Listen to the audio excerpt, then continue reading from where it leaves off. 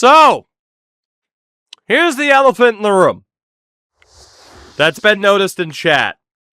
Eddie's potentials aren't that great, but also an 85 overall is unbelievable. So basically, defensively, he might improve a bit.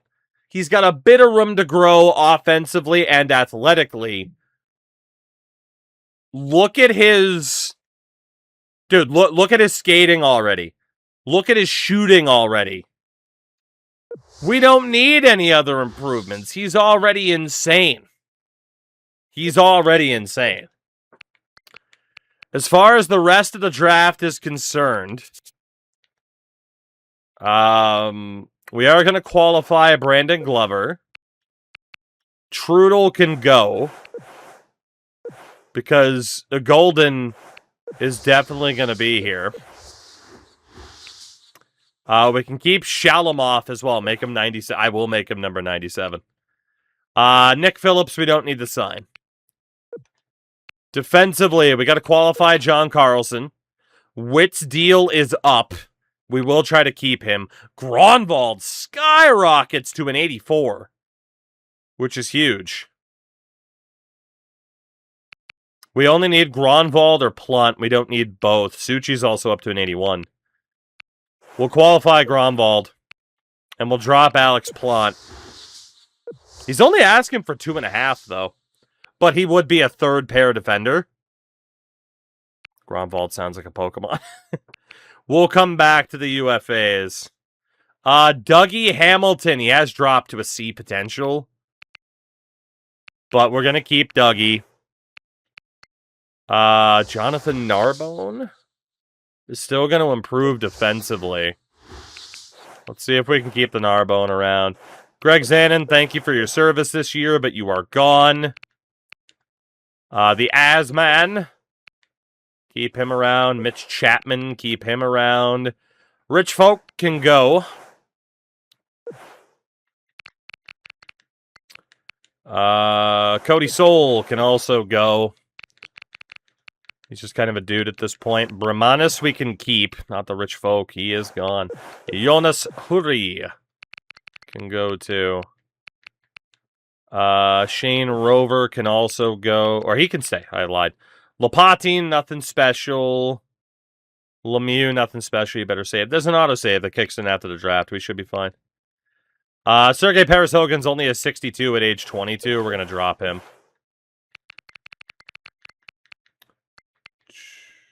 Okay, aside from that, we're all right. Right wing side, Dempsey immediately gets signed for obvious reasons. Luka Fuji, Adamski, Boston. I mean, none of these guys are that great. Left wing side, Phil Gogola can go for now. He can Gogola. Marshall LaRose we can keep. Preston Bates is still nothing special, really. Durno, nothing special. Vinny Arsenault. Serge Lefebvre can be signed. Now, some of these guys we might sign anyway. We'll see. Francis Sweeney, nothing crazy. And then centers. Gagne's deal is up. Eberle gets the qualifying offer. Reichel gets the qualifying offer. Manny Malhotra down to an E potential. He's gone for now. Jordan Wheel will keep. Michael Lotta can go. Busenberg, 17th overall, Matthew Busenberg, the power forward, turned out to be sick. What a draft for us, man. Busenberg and Dempsey in the first round. That's outstanding. Kiolfi will keep. Tamer, nothing special. Kelvin Acker's still looking okay. Tarnstrom's okay. Don't know if we'll sign him, but he's okay. Not bad at all to start. How much money does Gagne want? 6 mil?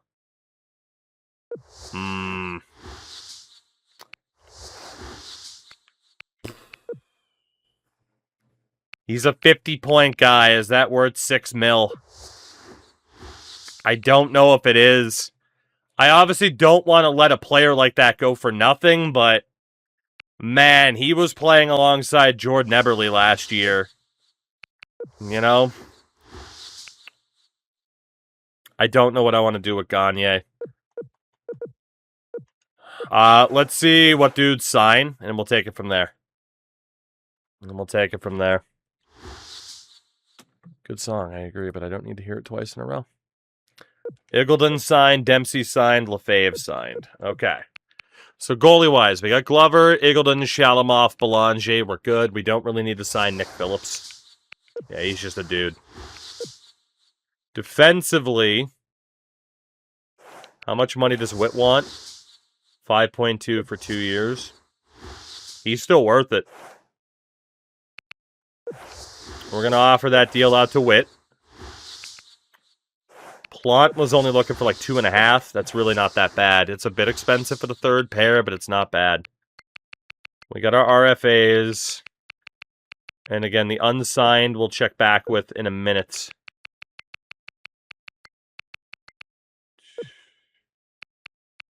So many RFAs, man.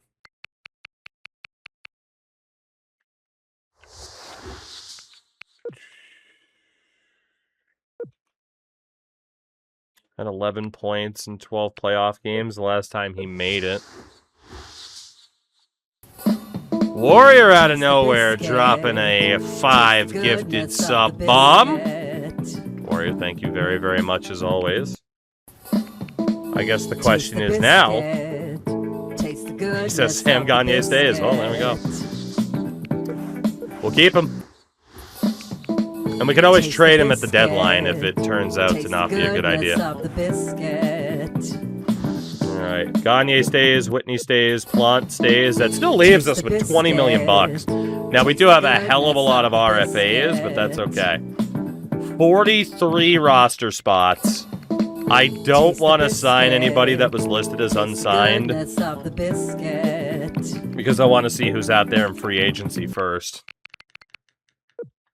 So yeah, we'll see who's out there in free agency first. We're good for the moment.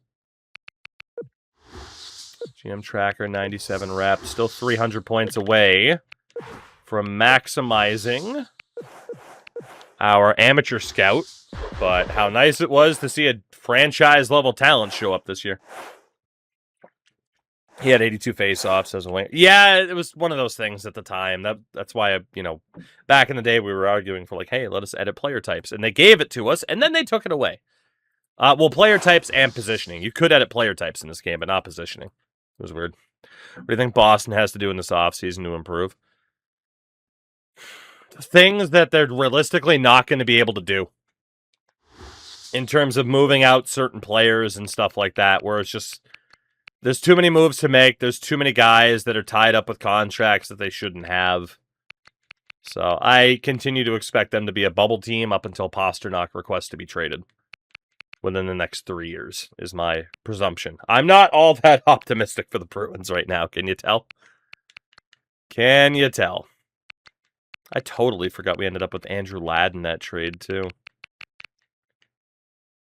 All right. Let's go double check our current situation. So again, goalie-wise, we should be fine, right? We do have 2 goalie spots open if need be. Defensively, it is going to be Whitney and Carlson as our top pair. Gronwald is definitely on that second pair. Plant on the third. Ooh. Could make an argument. Maybe Plant wasn't needed, though. Could also, with Carlson being an offensive... You know what we could do? We could do, like, Carlson and Gronwald. And then, like, Whitney and Plant. And then Suchi on that third pair with somebody.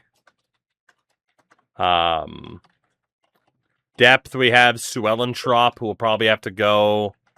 Hamilton. So for the moment, our third pair lefty is Matt Lashoff. We have quite a few defenders. that could go. Osman, Narbonne. Thought it was Narbonne, but it's not. Mitch Chapman. It's a lot of depth. But yeah, we could look for a lefty improvement. Forwards. What are we dealing with from a forward perspective? From a righty perspective, we have Eddie Dempsey as a sniper, 82 faceoffs, which is nuts. We have Eric Fair as a power forward. We have Chad LaRose as a grinder. That's it for NHL level. Left wing side, we have Taylor Hall with his 76 faceoffs. We have Henrik Zetterberg as a playmaker with his 79 faceoffs. Freaking nose itches, man. I itch my nose. Zach Parise, 72 faceoff for him. Andrew Ladd, a power forward. Car bomb.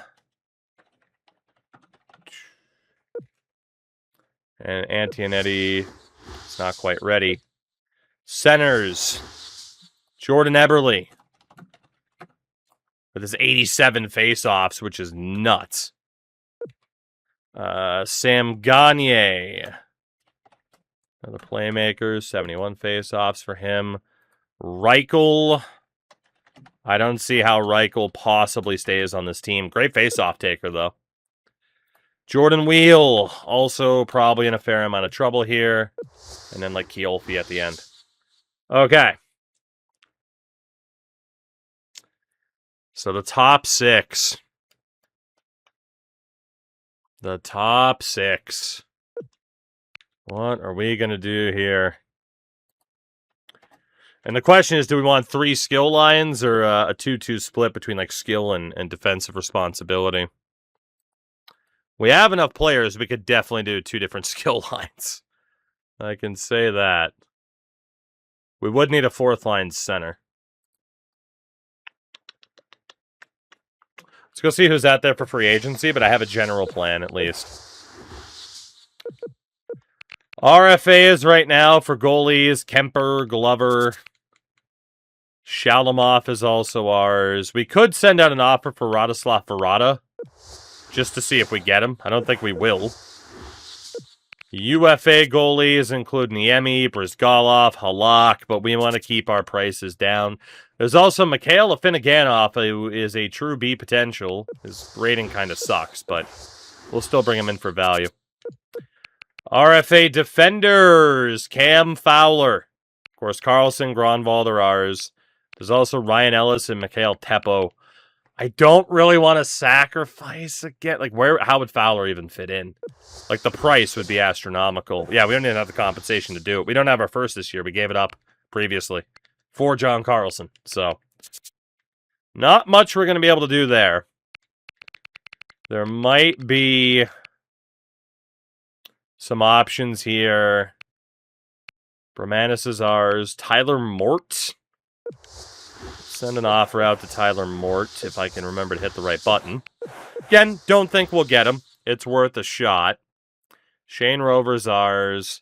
Patrick Down also looks okay. Luke Paulson would be a 3rd rounder. I'm okay with that. Rudy Thomas, the referee.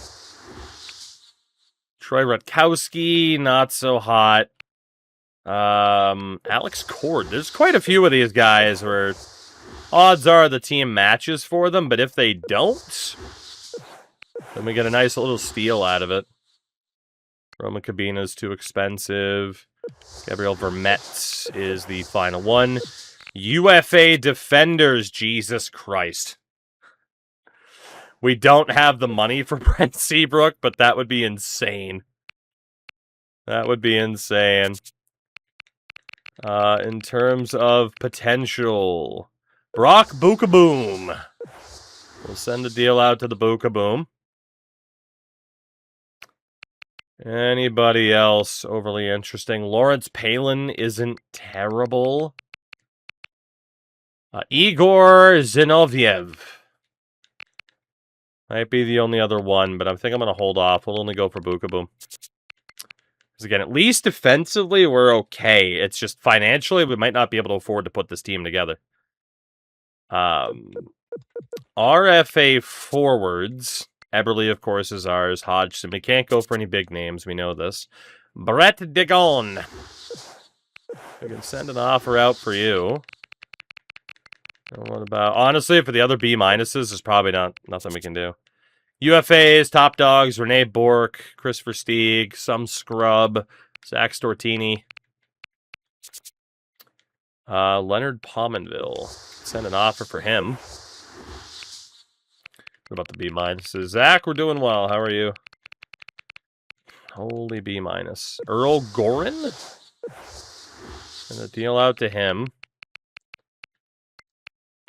Reginbald we don't need. Pitkin we don't need. Shout to Lyndon Vey, by the way.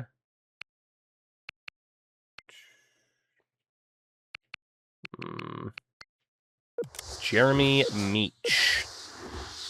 Another guy. Ooh, Patrick Hallweg as well. Okay. We got to be pushing the limit of the amount of offers we're allowed to send out. So that's going to have to be that for the moment. Let's wait to hear back from people. We'll take it from there. Don't forget the free up spots. I think we're okay. Finneganoff and Pominville didn't even sign. I'm going to have to readjust the block, but we don't really get offers in the offseason all that much. Paulson outright rejected. And then a bunch of RFAs that we're waiting for and other guys who just couldn't sign yet. So we go for the best of the best. We actually did get Vermette. Cool. We also got Alex Cord. Okay. For some reason, a couple of those RFAs weren't matched. Fine by me. Those are just the shots in the dark to hope for the best. We'll take it. Didn't get Verrata. Anybody else? Brett Digon, Nidimaki, not going to get him. I think we're still waiting to hear back about a couple of other players. Somehow we luck into the first overall. Oh, for the Leafs, yeah. Well, I mean, you know. Yeah, no. I'm still looking forward to seeing how the 2026 NHL draft pans out, even if it's not going to be as exciting as a Bruins fan as it could have been. But them's the breaks. All right, let's see. We're on 48 contracts. And RFAs, good Christ. We have 19 mil. We're not going to be able to sign anybody until these go through. So, Gronwald, what are you looking for? 2.2. That's not bad. Well, let's be honest. First guy that needs to sign is John Carlson. But we're going to wait to see if he gets offer sheeted or not. I mean, we have our top players locked up. It's just now how much depth might we need? And I don't have the answer to that yet. I don't have the answer to that yet. I also don't know how many of these dudes are even going to really properly factor in. So we'll go Suellentrop, Dougie Hamilton. Actually, I'm going to get in trouble if I flip Dougie Hamilton this early. Team wants. What do we want? Defense is there. We want athleticism. We're interested in early round picks. And we are interested in hearing all offers right now. Surplus, anything except our early round picks. And again, we'll go full open book right now. Give us offers. Give us offers, and we will see where we end up. We'll play it that way. We will play it that way. Shane Rover took the qualifying offer. Good. John Carlson has accepted. Piolfi is here. Very nice. Very nice, very nice. Jordan Eberle is here. That leaves us with 6 mil.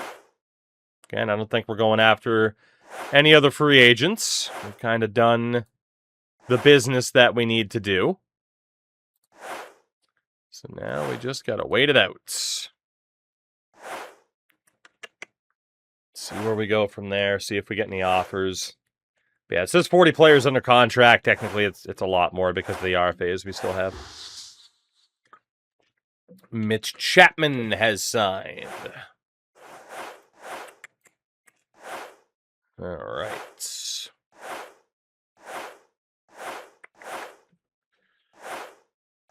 All right. I think Stenberg will be better than McKenna and should go first. The blowback would be fierce. The blowback would be even more fierce than the Chayka stuff. It would be. Not saying it wouldn't be potentially the right move, but yeah, the blowback would be pretty damn intense. You have plans for Brandon Glover? I sure do. It's for him to accept the contract offer he's already gotten. That is my plan for Brandon Glover. Please accept the contract offer that you have already been given. And instead, he is not going to do that, and he is going to wait like a jerk.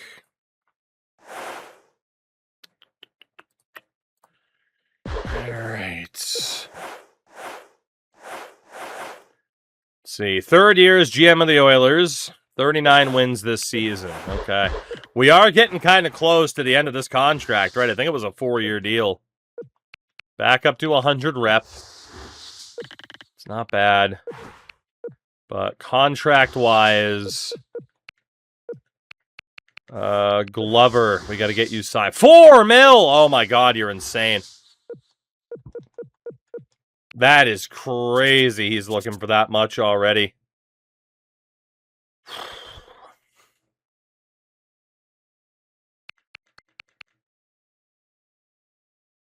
Honestly, with a lot of these guys, I'm going to wait them out.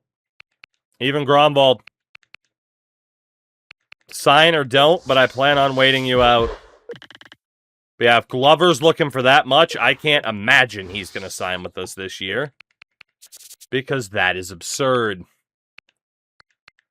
Let's go... let's go a month for WHL forwards. Okay, so our team at the moment, then, might actually end up being Spencer Iggulden and Ivan Shalamov in goal. Unless there's a veteran we can sign, at least to be the backup, but just kind of brute forcing the Iggulden development isn't the worst idea. Yeah, it'd be like Nick Trudel, after all. You know, it's okay. If some of these guys decide they don't want to play on more affordable contracts for us, then so be it. Carlson, Whitney, Plant, Suchi, Suellentrop, Lashoff. Cord is also a righty. Who's the next lefty? It's Gabriel Vermette. So Whitney, Carlson. We'll bump up Vermette, drop Suellentrop. Forwards. 4, 5, 6, 7, 8, 9, 10, 11, 12, 13 with Peter Holland. Interesting. 13 with Peter Holland. As a playmaker. I mean, that's just not... it's not what we need. At the low end... low end, we need... I mean, Johansson might be able to make it. Alright, let's see. Parise, Hall, and Dempsey. Most likely? I mean, Hall, he's an okay center, but he's not insane.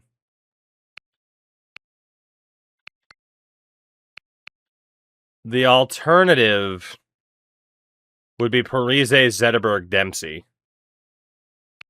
Dempsey did have 82 face-offs. Our best two face-off takers for the super high-end skill, it's Eberle and Dempsey. It's a lot of power forwards, too. Fair's a righty. Johansson. is a lefty. Lad's also a lefty.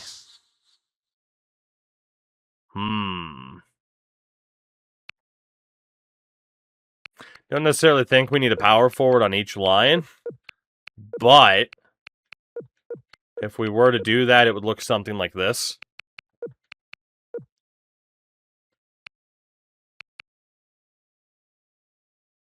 I would want Hall to be a...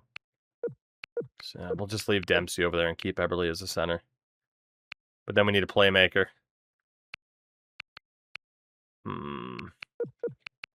What if we went Ladd, Zetterberg, Dempsey, Parise, Hall, Fair, Johansson, Eberle, Gagne, Antonetti, I think, can take faceoffs. He can. Carcillo, Antonetti, LaRose. I mean, that is really spreading the wealth around.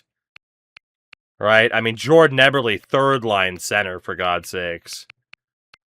I might go with this for now until other players sign. And then we will go Whitney, Carlson, Vermette, Plant, Lashoff, Suchi. So yeah, if certain other players sign, it'll kind of change what we're looking like. But until they do, that's kind of what we're dealing with for now. I mean, we have cap space available. I'm just not giving these guys the bigger contracts that they're hoping for. There's no way. There's no way. So, like, for example, then with those RFAs, like, we definitely have a spot for Gromwald, but if he doesn't want to sign, then he won't sign. I mean, he and Eichel could be a part of a trade. We'll see. So, coaching options, jersey numbers. Captain of this team right now is Taylor Hall. I think I'm okay with that. I mean, probably should be... Yeah, you know what? It should probably be Ray Whitney. I'll have Hall and Eberle with letters. And then Mr. Dempsey, number 97. Eddie Dempsey. Perfect. And in terms of the strategies... And we're an offensive team. Let's take some risks. Bunch of overload, crash the net. A shooting power play. I'm good with that. And then player training, automatic normally. Yeah, it works out well. Like it's telling, you know, hey, Eberle, try to learn how to hit somebody, please. So I'm good with that. The auto training always did a good job. Like it was never really worth being that hands-on. Like Gagne, it's like, okay, just generally try to improve, right? Makes sense. Eberle still has defensive potential. So yeah, him being more physical makes total sense. Johansson, we were trying to improve his skating. Makes total sense. The offense could help too, in fairness, but... Actually, no, in fairness, yeah, the offense might be the better way to go.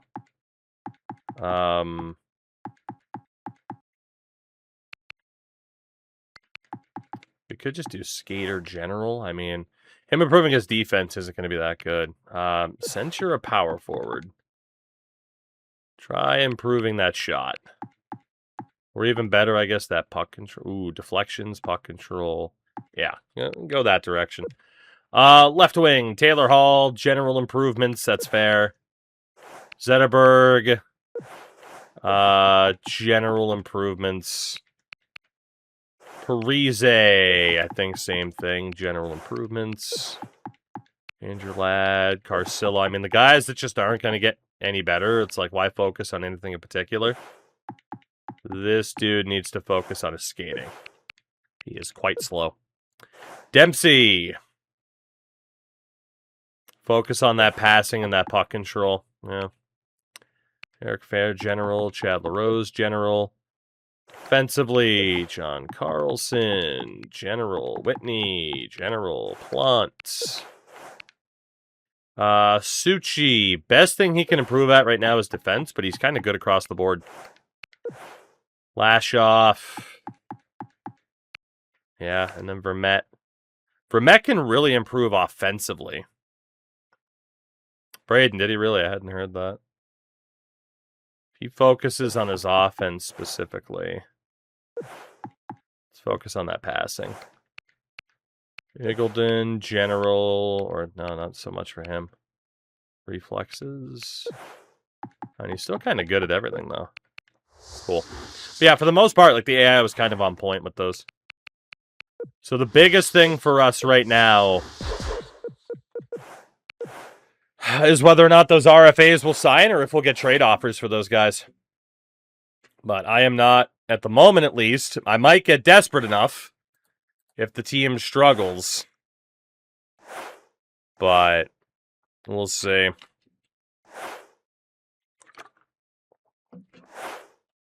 We shall see.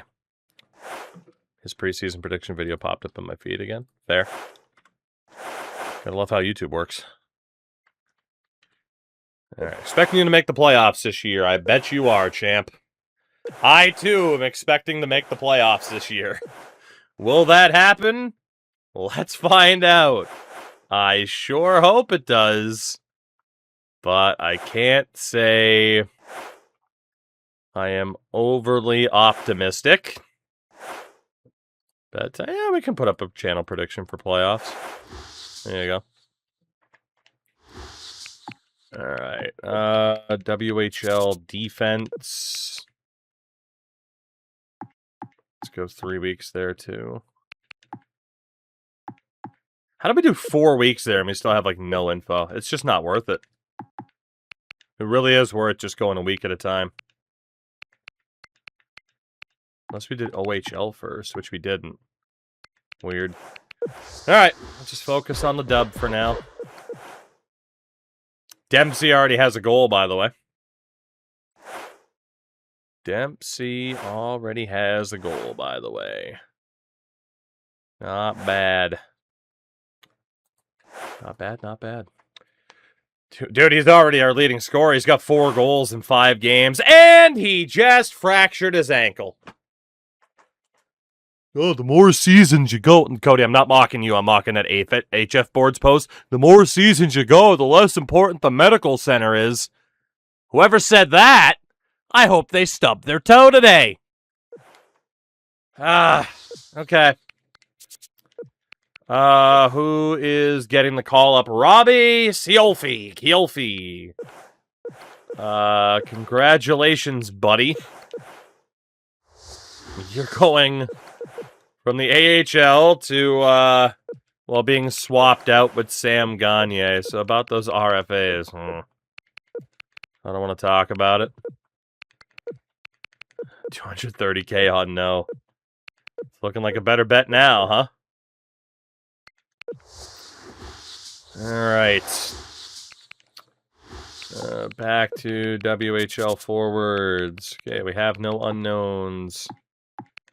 Anybody first round projection? No, we'll go to the O for a week.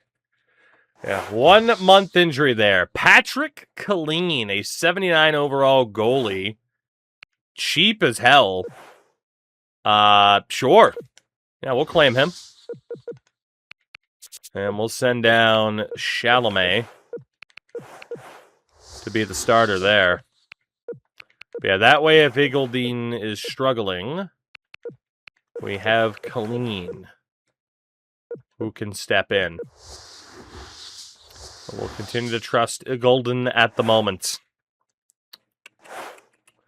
Yeah, 1 month injury. That could really screw us here. It's been a few days since my last assignment. Bitch, no it hasn't. I assigned you. You just need to listen. Cody, I don't care enough, to be honest. Because I know that person who made that post is a filthy, filthy liar. A liar. We were just unlucky. It's fine. Let's see. OHL defense. We still have a first rounder there with no info. So we will keep looking. A big fat phony. Did we trade Flower and Parise? We traded Fleury. We didn't trade Parise, though. He's still here. But yeah, we used Fleury to get the first overall pick to get a franchise-level player. Joe got a 20-0. Very nice. The thing is, with like 82-0, 20-0, like, dude, I don't know what version. Like, I keep bouncing back and forth between the sports for what version to play. Very addicting. All right, let's go QMJHL forwards for a week. And Suchi's a bit of a penalty machine right now. Zetterberg is our leading goal scorer. Suchi's actually leading the way in assists. Didn't see that coming. I wish you luck, Monk. I wish you luck. Let's see, so that was QMJHL forwards. How are we looking there now? Okay. Defense, okay. Goalie, okay. U.S. forwards. Go there for a week. 7-7-2. Dempsey's back in a week. Probably sooner. Maybe. There he is. All right, welcome back. Eddie Dempsey. Eddie Dempsey. Immediately getting some top power play time. Works for me. How's Andrew Ladd doing? Not great. Not great. It's okay. David Meckler. Random veteran grinder. I'm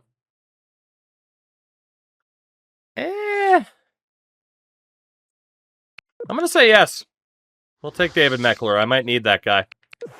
We could send Keofi down, too.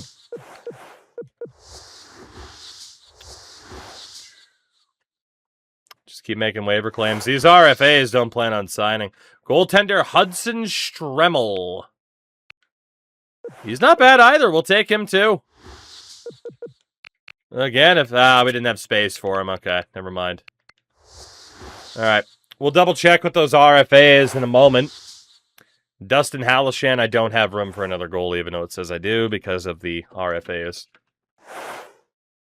Dan Carcillo, going to be out for a month with a pulled groin. Not ideal.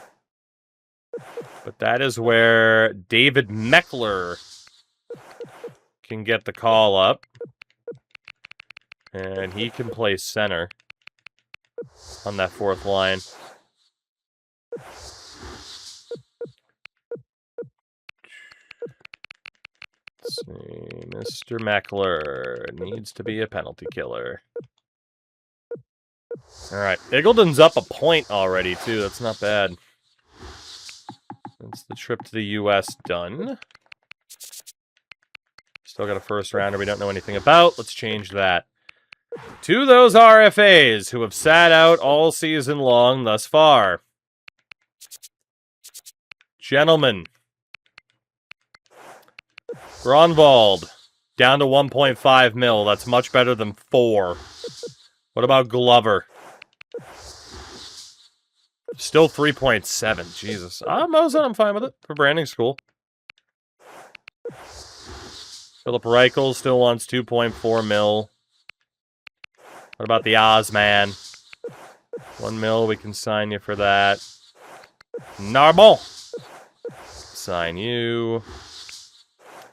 Dougie Hamilton can sign you. And Jordan Wheel, we can sign you. That works. See if they accept those deals in the first place. How close is Augusta to you? Oh, dude, it's... You're thinking of the wrong Augusta. The Augusta Lynx are going to be based in Augusta, Georgia, as opposed to Augusta, Maine. So, how close is Augusta, Georgia to me? Let's see. It's, about a 20-hour drive.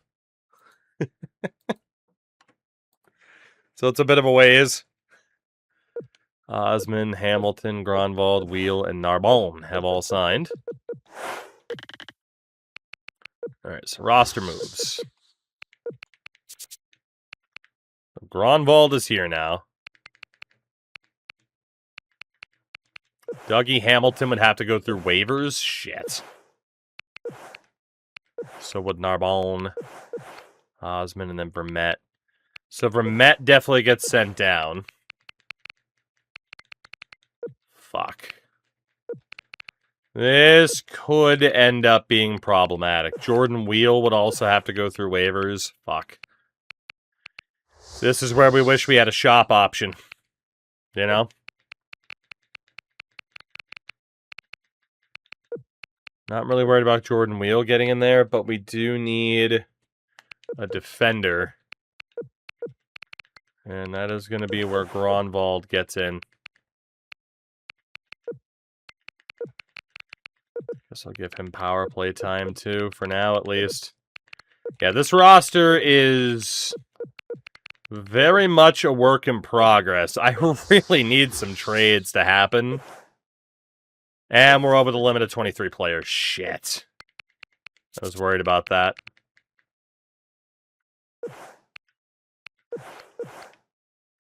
We'll have to risk Narbonne here. He got claimed. Yeah. We were bound to lose somebody. Ottawa claims the Narbonne. Fair enough. So that leaves Glover as a goalie, who's looking for an absurd amount of money. And it leaves Philip Reichel, who, I mean, kind of has a spot on this team. And he's supposed to be a good playmaker. The fact that Glover's an 80 overall and already looking for $3 million isn't going to happen, though. I mean, we could sign Reichel. Where would we play him? If we signed him. Where would he go? I mean, probably take Johansson's spot. Alright. Glover probably played himself here, then. I don't think that's going to happen, but I think we can sign Reichel for that price if he'll take the deal. Glover was going to be a stopgap goalie for us anyway. So immediately, Glover to the block. He's got a ton of value, too, so hopefully we get an offer for him before December 1st. And whoever gets him can actually sign him. Alright, Philip Reichel has signed. Very good. I'll have to make that work. Let's see. U.S. Scout. Forwards. God damn it. Can we please get some information on Ramsey? It's like 6 dudes there. How don't I have information on that guy?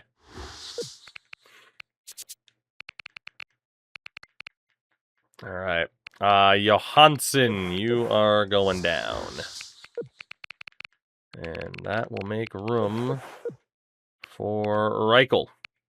So Reichel, Eberle, Gagne as a third line is kind of nuts.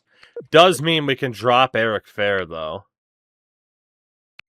And I'm going to have Parise. Let's go Parise, Zetterberg, Dempsey. Cody, we are already on full block, I think. I might have to double check the goalie, actually, now that you mention it. Almost full block. Gagne, Hall, Ladd, Reichel, Eberle, Fair. That looks good. That looks good. Gotta manually edit other lines, of course. I have too many random defensemen here. It would screw up everything else. What didn't I fully open up about the block? Yeah, no, it's fully open at this point. That fourth line on the block. I mean, we need at least one gritty kind of line. All right. Let's see. 10 days away from the signing deadline. Well, we didn't get a trade offer for the goalie, but we did get an offer for Jordan Eberle. 2 first-round picks. Picks aren't set to all. I don't think that's going to help too much moving the goalie, though. Jordan Eberle, Benjamin Antonietti, and Nick Phillips for 2 first-rounders from the Flyers. I mean, Eberle hasn't been as good this year, but also, I mean, he has been on the third line, but he has power play time, too. Could now be the right time to cut ties with Jordan Eberle.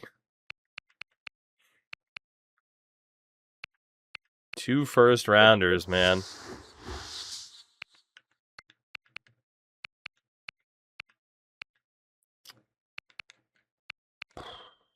You know what? Philly, let's keep talking. Let's keep talking, because at some point, I need to trade for 4 first-round picks. So I could give you Glover, who's an RFA. I would have to take a goalie back. That could be Scott Wedgwood.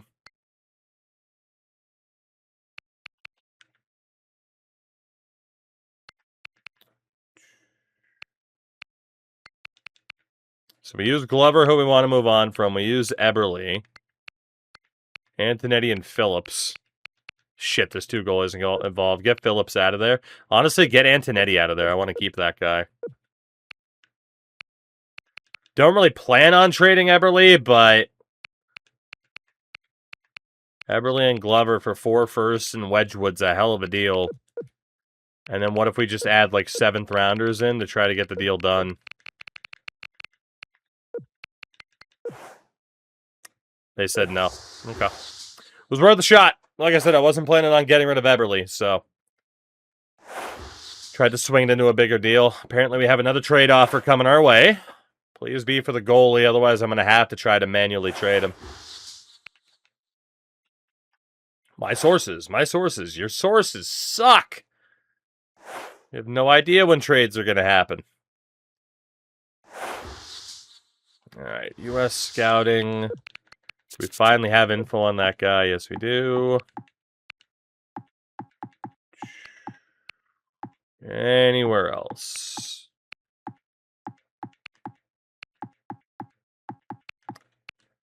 Okay. Russian forwards.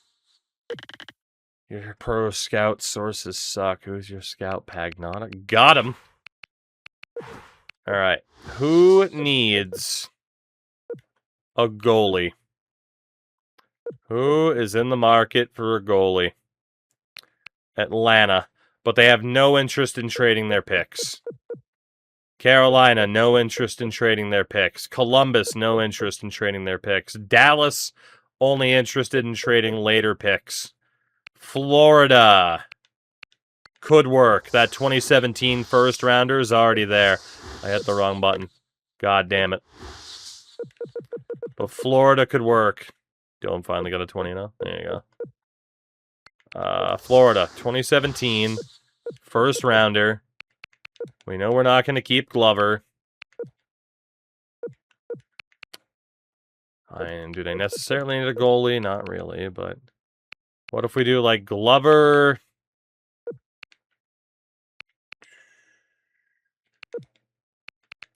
And like a 5th. A 1st and a 5th for Glover. I have too many players. Shit. Achilles, what's up, man? Got a 20 now with Rich Gannon at quarterback.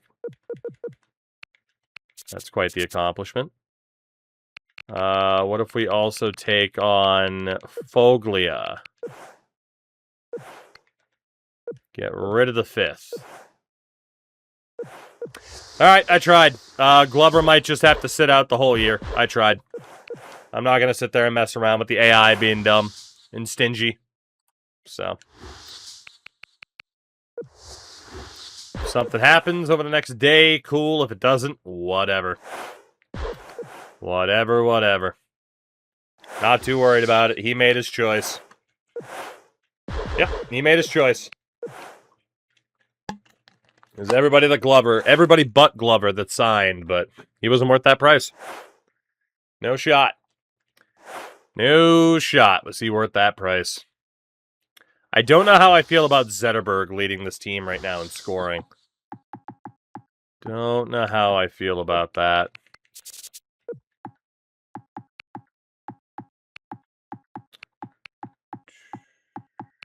All right. Let's go 2 weeks in dub. 15, 11, and 2 is not a bad record, though. Not at all.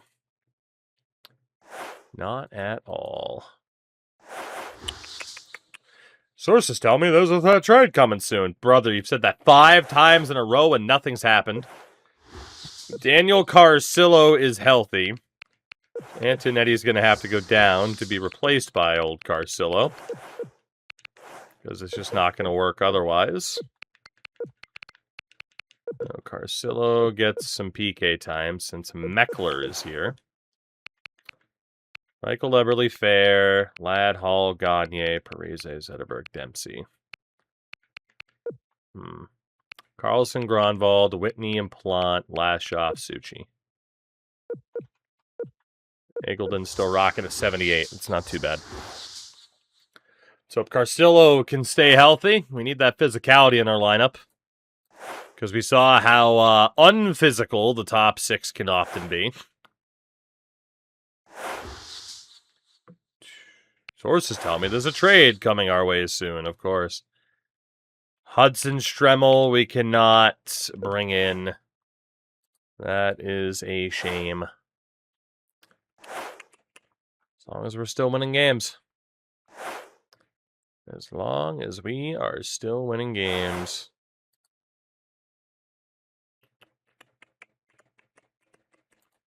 Edmonton sustained multiple injuries. God damn it, who? Okay. Well, we have lost a playmaker. Said multiple injuries, but he's the only one. Figure that one out. Dougie Hamilton might get some games. No, Jordan Wheel is a playmaker. He'll fit. He's a righty, but... Sorry, Dougie, I lied. Jordan Wheel is going to get some playing time. This has been by committee this season.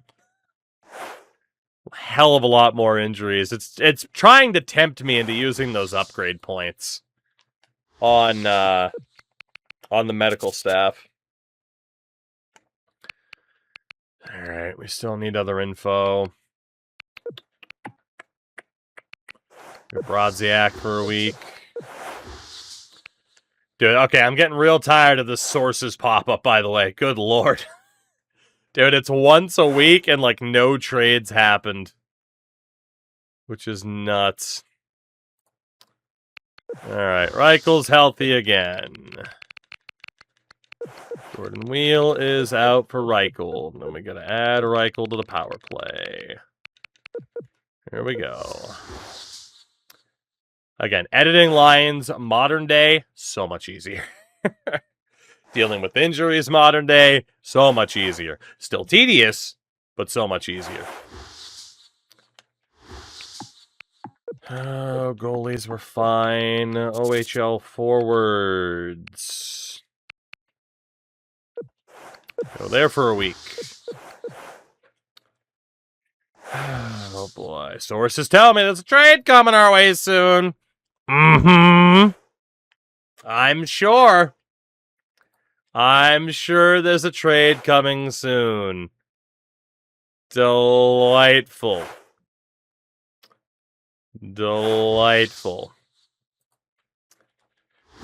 God, Monk, I'll have to check it out in a little bit. Let's see. Land set. Okay, you know what? Fuck it. Let's just go rest of world at this point. It's like the W and the O. We just can't do anything and get that information this early. Mikko Koskinen. We cannot actually bring you in. Actually, that's a lie. We could have brought him in. We have one roster spot now. That guy got claimed on waivers. Forgot about that.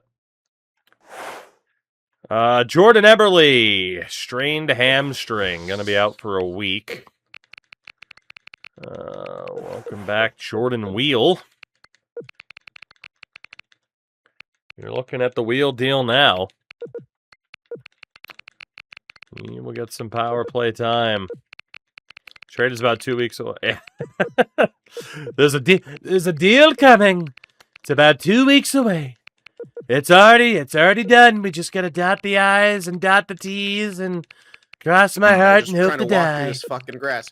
Oh, shout out Ace, I'm guessing, for the fall. Welcome in. You picked a great time. We've made the best trade. We're just working on it. They've already agreed to it. It's already done. What a deal it is. We're winning. Let's see. Cross my heart, hope to not burst into flames.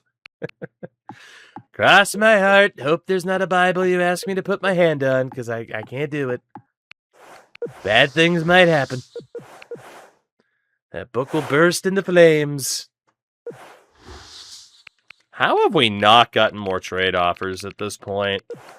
It's fucking crazy. Jordan Eberle at this point. The hell is this? Sounds like a fucking goal song. Oh, it is The Offspring. That's why it sounds like a goal song. Let's go best lines for the moment and stop the sim. We have no idea what will happen against Kakalaki. We lose. Sources tell me there's a deal coming soon.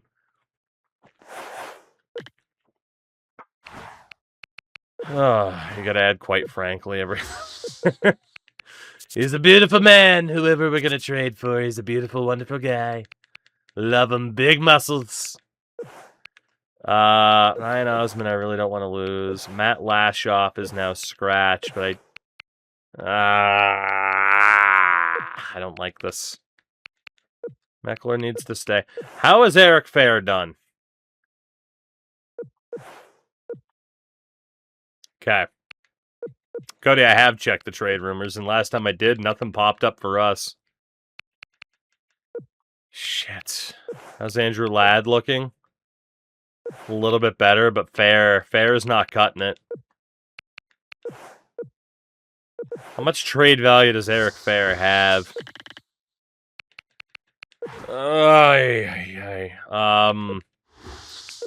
Trade block. Please, somebody trade. He doesn't even have that much trade value. Okay. So screw it. If we lose Eric Fair on waivers, I'm cool with it. And we did. Okay. I'm fine with that. How many forwards do we have now? 4, 5, 6, 7, 8, 9, 10, 11, 12 with Wheel. I'm okay with that. Problem is you don't have enough grinders, tough guys, two-way forwards. Okay, Don Cherry. Oh, yeah, good Canadian kids. I gotta get in there and mug it up. Pull the team up by the bootstraps. God, old Dougie and Assman might have to be... I might be able to get away with trading Plant now, though. Plant, Gronwald. Gronwald's still got some development to do. Dougie, Hamilton, and Plant. If we could trade Dougie, that would be good. If we could trade Plant, that would also be good. It's fucking Ottawa claiming all my dudes off of waivers, and I don't like it. Alright, so forwards. Carcillo, Meckler, LaRose.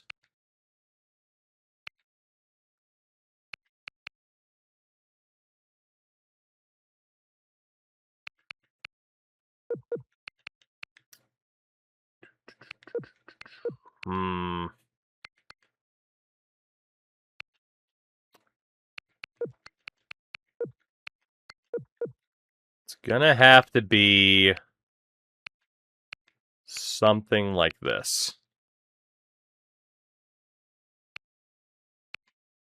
Gonna have to be something like that. So really, that second line should be the first. Like, that first line's insane. Zetterberg, Gagne, Dempsey, Ladd, Reichel, and Wheel. I think that works.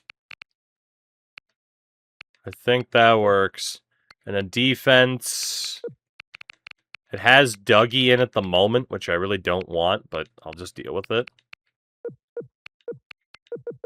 Carlson, Gronwald, Whitney, Plant, Hamilton, Suchi. Iggledon in goal. Best lines in OKC. And we march until some other moves potentially happen. We march, we march, we move, we move. All right. James Reimer's on waivers. Cool. Don't need him, don't need him. All right. Let's see. Russia. Russia. What do we got going on in the Russia? Lutsarian. Top 10 goalie, apparently. How many places do we have where there's someone we just don't know anything about? Get a look at Stoll, I guess. Why not? Why not? Why not? Sources tell me there's a deal coming my way soon. Neat. Sources tell me there's a deal coming our way soon. None of them involving me. Offers coming our way. Okay, there we go. Trade offer for Frederick Erickson for Brandon Glover, if my information's correct. Dallas wants R.J. Umberger for Dougie Hamilton. Chris Bork for Brandon Glover. I don't know who the hell Frederick Erickson is, but...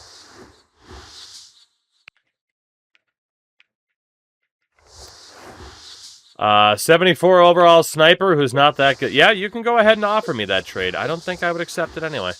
Sources say you'll get more annoying notifications.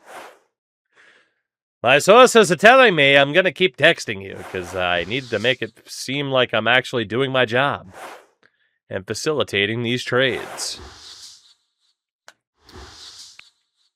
Oh, back to RO dub.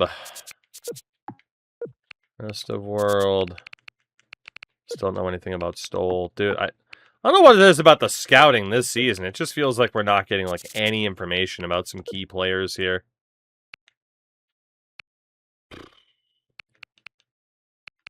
Let's go WHO forwards and just try to figure out more options.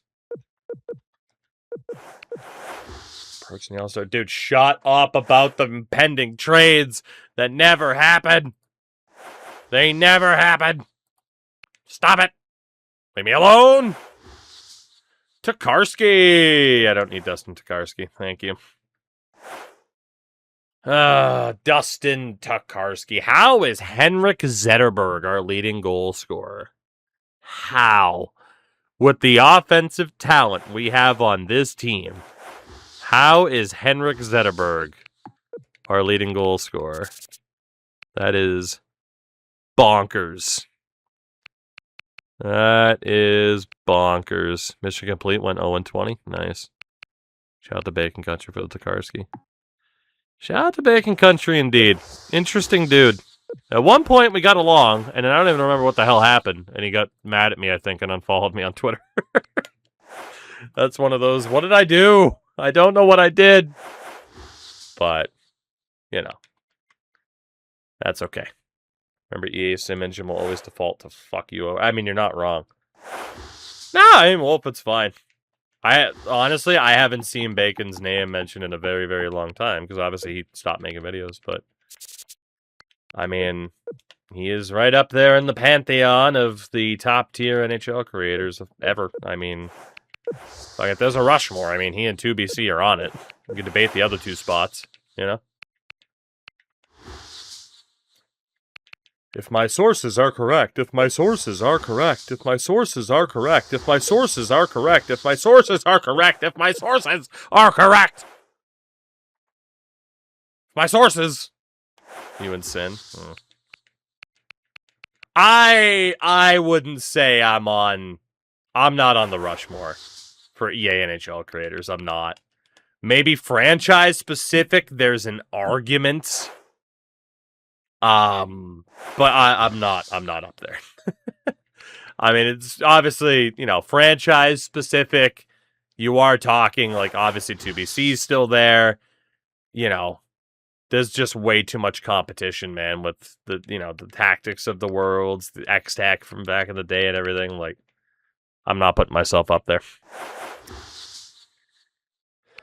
Yeah, I mean, for EA NHL creators, like I said, I think it's 2BC, Nasher, Bacon Country. You can debate the fourth.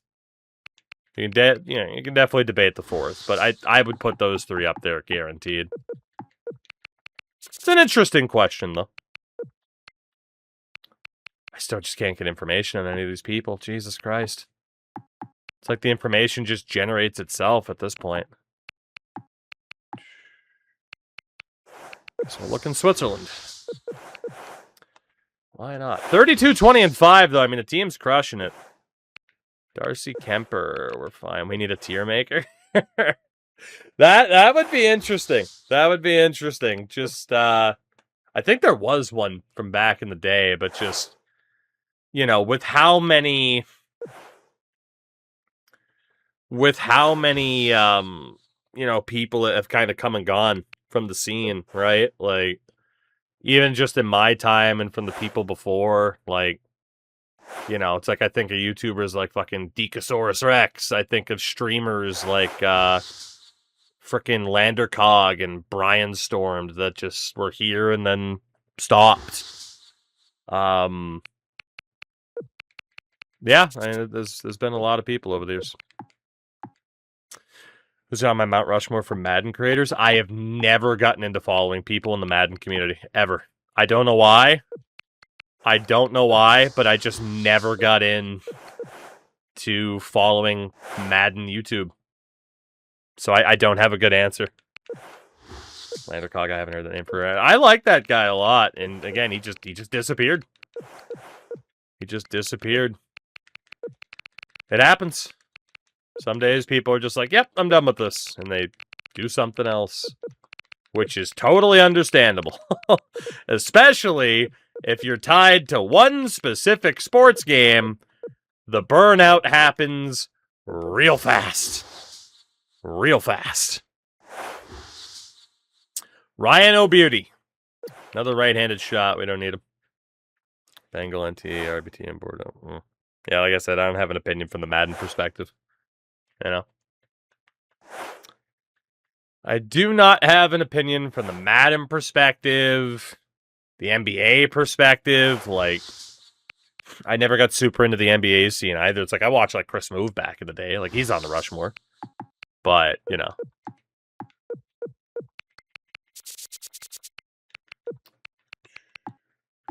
Yeah, it's interesting, right? Because I think you could have the argument for like, okay, like this video game scene's Rushmore. And then if it's franchise specific, ultimate team, you know, specific, you know, you might have different answers. So, but yeah, in the grand scheme of things, I am far too irrelevant. I have no delusions of grandeur. Brother, I have been stuck between 20,000 and 22K subs for like 4 years. I am far too irrelevant. All right, we'll see if any trades happen here at the deadline. We do have a fully open block. This team does have 39 wins already, which is great. We're actually the third best team in the NHL right now. So really plateaued. There you go. So really the only thing we're going to look to do is just kind of get rid of some of the dead weight that we have on this team. And kind of take it from there. Must be nice to have over 200 subs. I had to work a long fucking time to get that sub count up there. I had to work a long time. I never look at like YouTube stats, but out of pure intrigue, I want to look at a Social Blade here. I haven't looked at Social Blade in fucking forever. What do we got? Oh yeah, there we go. Look at that weekly sub count, baby. Look at that weekly sub count. Just a flat fucking line.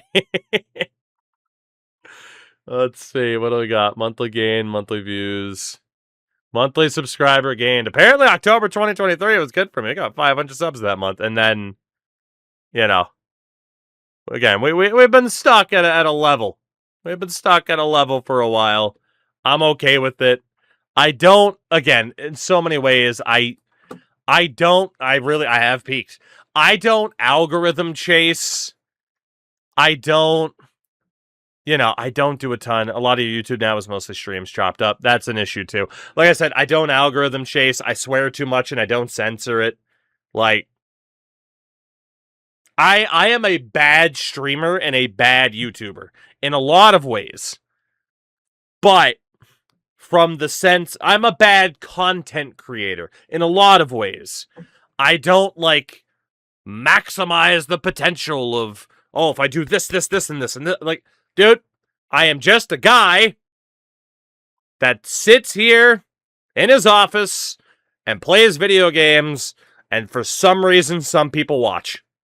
And somehow, that still does well enough for me to still do it, and that's awesome, and I thank you. But in terms of, like, being a content creator and optimizing shit, I don't do it. Because I feel like it adds more stress for when shit's not going the way you want it to go. And it's stressful enough as it is. You know, especially live streaming when you have a number that I try not to look at. But when you have a number that's literally saying, okay, do people, are they interested in you or are they not, right? Like, it's stressful enough as it is. But yeah, they're like, if an actual honest to God YouTuber were to, like, look at, like, my dashboard and settings and certain shit like that, they'd probably have a heart attack. You know? The moment you only focus on the numbers, you go insane. Exactly. Like, I mean, it's a part of it. I have no choice but to focus on it a bit, but I try not to have it be everything. Like, I gotta make sure that the tags on this video are perfect. I gotta make sure I bleep out every swear. I gotta make sure that I don't gotta make sure of shit. I'm just gonna sit here and do my thing, and if it works for me, it works for me, and if it doesn't, it doesn't, and I'm cool with that. Don't get me wrong. Higher sub count, more money, of course it would be great, but I've made it this far. I've made it this far, just kind of being me. Change your thumbnail 30 times and have the pog face. I did the pog face once. And it was in the past, like, 2 months or so, and I can't do it. I think it was for the Bruins. It wasn't even the pog face. It was me fucking face palming when the Bruins got spanked by Buffalo in Game 4. And that video... Dude, okay, here, look, I'm looking at this right now. Here's the problem. That shit works. Okay? Look at this. Game 2, 200 views. Game 3, 400 views. Game 4 with the pog face, 3K. That shit works. It's so annoying. But I don't do it. I can't. I feel so cringe, more than I already am. Fox, I don't know. I haven't checked it out yet, but I need to. Oh, man. So, yeah, I don't know. Like I said, I am a bad content creator because I do not optimize what could get me more views, more subscribers, shit like that. Maybe someday I will, but I just, like, it's like the ick. I get the ick from it. I understand why people do it. But also, I feel like the people that have watched me for years and enjoy what I do, the second every thumbnail is me going, for a franchise mode video, you guys are going to fucking laugh at me. You laugh at me anyway, but then you're really going to fucking laugh at me. Anyway, Brandon Glover, a 5th. And Jamie Bishop, who's nothing. For Dustin Tokarski, who's making way too much money. And Ryan... Oh, it's Ryan Murray, though. He's only a 73 at 23. I'm going to say no to that, as much as I'd like to get rid of Glover. Anaheim wants Glover, Vermette, and Bishop for Ray Emery and Drew Owsley. I really should have said I didn't want goalies. Razor could be good, though. Carlos, what's up, dude? What's up? But yeah, like, it's very funny to look at my YouTube channel and, like, specifically for those videos... Also, I haven't uploaded on the main channel in like fucking 2 weeks. I'm really sorry for that. I've been working on some stuff, waiting for some graphic stuff. You know, that type of deal. Also, I did tell people I was taking a slight break from NHL 26 franchise as well. Razor, 86 overall. 907. Yeah, dude. Again, even in this era, paying goalies just wasn't worth it. No, thank you. Reacting to streamer about feeling cringe for making clickbait thumbnails. You're gonna have a big red arrow to your face. Boston. Are you going to pay your graphics makers, or is it AI? It's always AI, brother. It's always AI. Slight break 7 months later. That's what they all say, right? Slight break, and then you're never seen again. I don't want Tokarski. I don't want Ray Emery. Leave me alone. Good thing the team's already good, and I don't really have pressure to make trades. I don't want Tokarski. Leave me alone. Speaking of graphics, you still work with Matt. I liked Matt a lot. I haven't talked to him in a while.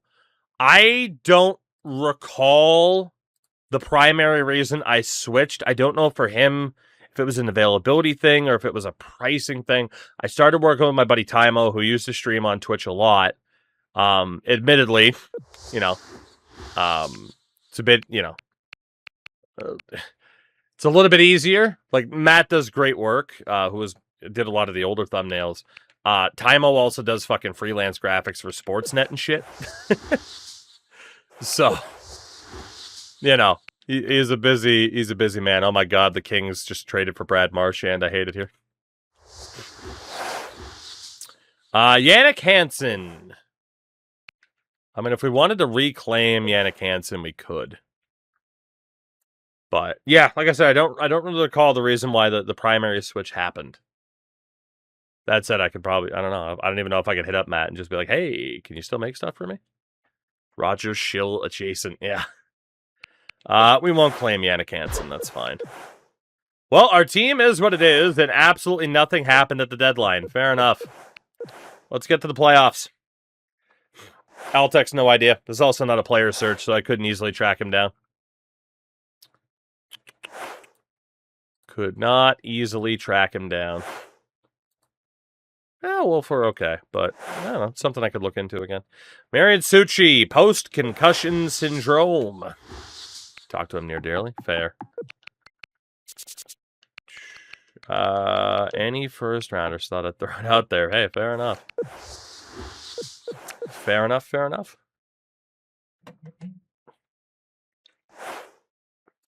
And we got 42 wins. We figured it out this year. Apparently 3 skill lines was the way to go, huh? Hot dog.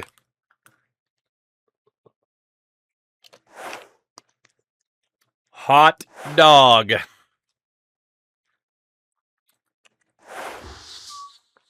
More scouting. More scouting. Still got a guy in the top 10. Hot diggity dog indeed. Taylor Hall's our leading scorer now. Eagleton's got all of our wins, which makes sense. It's still weird that, yeah, auto-rotate was not in yet at this point. Very, very weird. All right. What else can we do? Top 10, first round. Can't really get much info on that top 5 dude. That's annoying. Fuck. Did we trade Fleury? Yes. For a franchise level first overall pick. So, worth it. Don't know if that guy will win Rookie of the Year. I hope he does. And we will see shortly.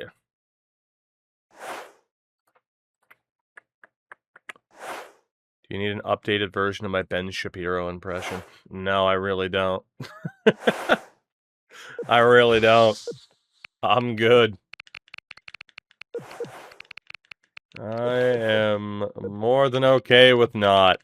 Can you look at the rookie stats? I do at the end of the season. We'll leave it as a surprise for now.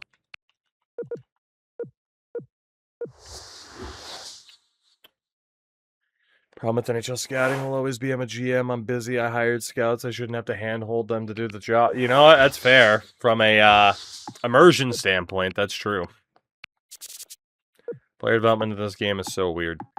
I don't know if weird's the word I would use. I think not good is probably the word I would use. Then again, I don't necessarily think NHL has ever had good player development, at least compared to a Madden. Thomas Grice, emphasis on these. No, thank you. 47 wins with a week to go. God, we always have so many road games at the end of the year, too. It's crazy. I don't know why our scouting just seems to be so shit. What the hell is going on, man? Can you please look at Morrow? Please? Seahawks, what's up? Yeah, at least we know we're making the playoffs this year. Taylor Hall, 31 goals. So definitely down from what he had last year, but that's okay. That is okay. 48, 29, and 5. Third best team in the West, because this was at the point where Columbus was still in the West. Let's see how we did this year. Let's see. Seahawks, I did watch game 1, yeah. Not the result I was hoping for, but what are you going to do?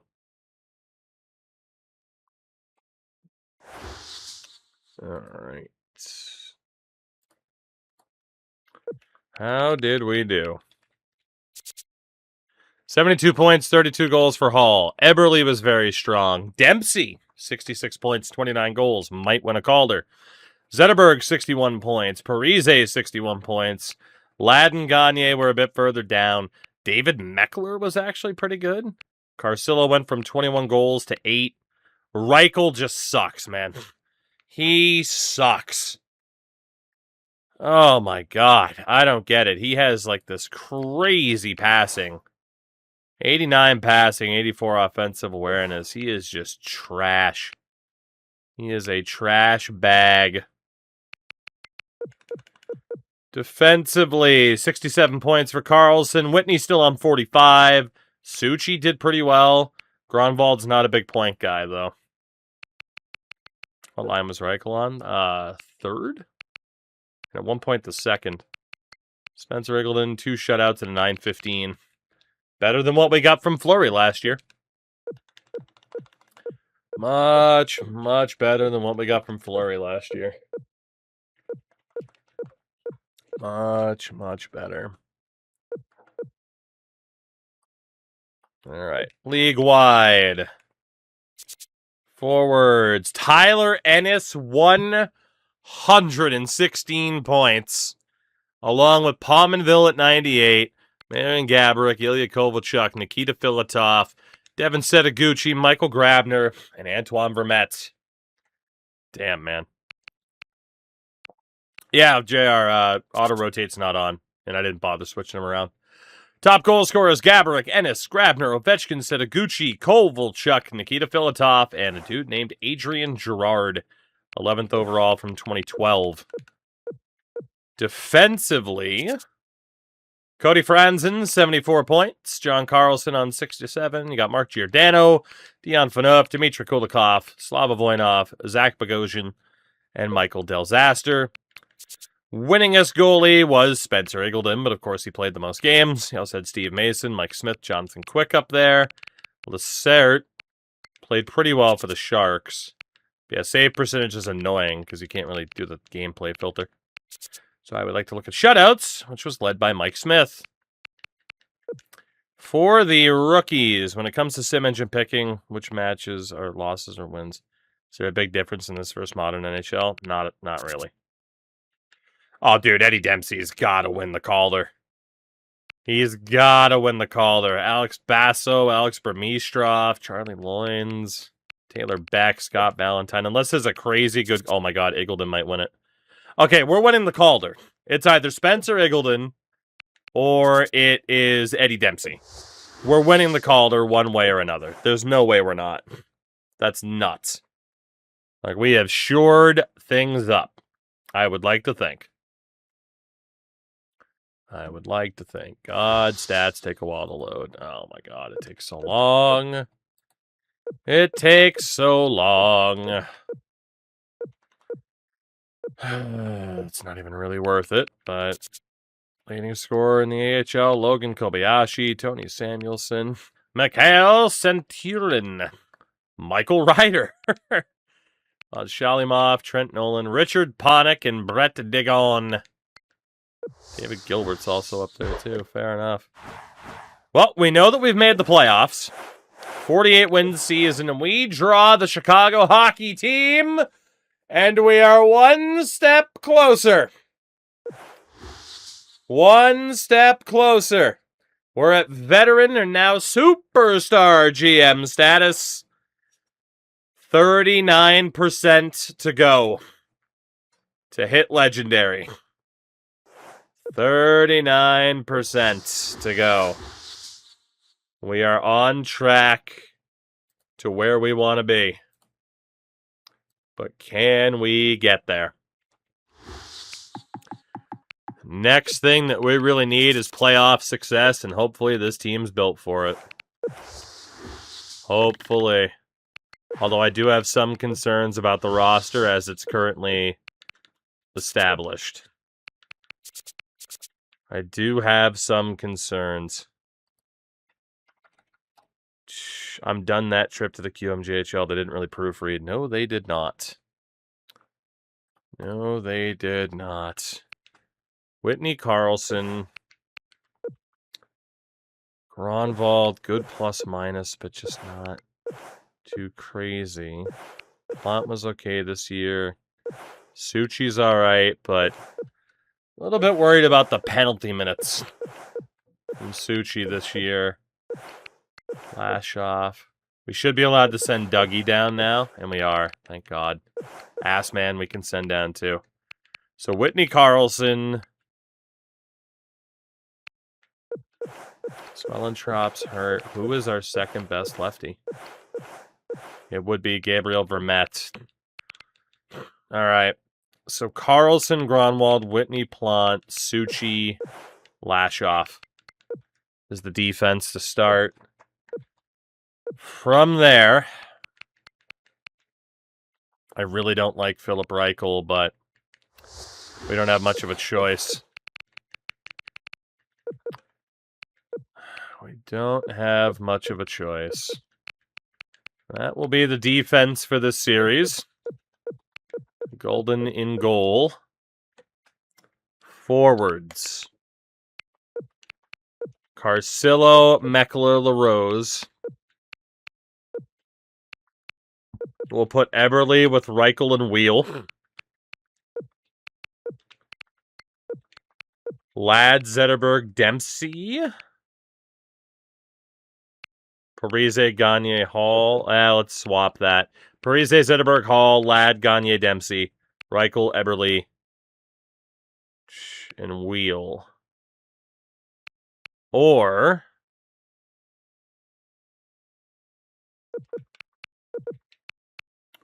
Reichel, Eberle, Dempsey, Ladd, Gagne, Wheel. I don't trust Reichel in a higher line. That's what it is. That is the team. I don't know if OKC made the playoffs, but if they did, they just got a big boost on defense with Osman and Hamilton. They got Shalimov in goal. What does the old Chicago hockey team look like? Jeremy Morin, who should have won Rookie of the Year last year. Jonathan Taves, Patrick Kane. Second line, Patrick Sharp, Dave Boland, and Jack Skilly. Victor Stahlberg, Kyle Beach, and Troy Brower. Tomas Vincor, probably Marian Hossa. Although he might have retired, in which case it'd be Marcel, but it's probably Marian. And Matt Halischuk. Defense is Dennis Weidman and Duncan Keith, Matt Carl, and I think it's Simone Denis Pepin. Someone named Charletti. And then probably Aaron Rome. And goalie is Benjamin Cons.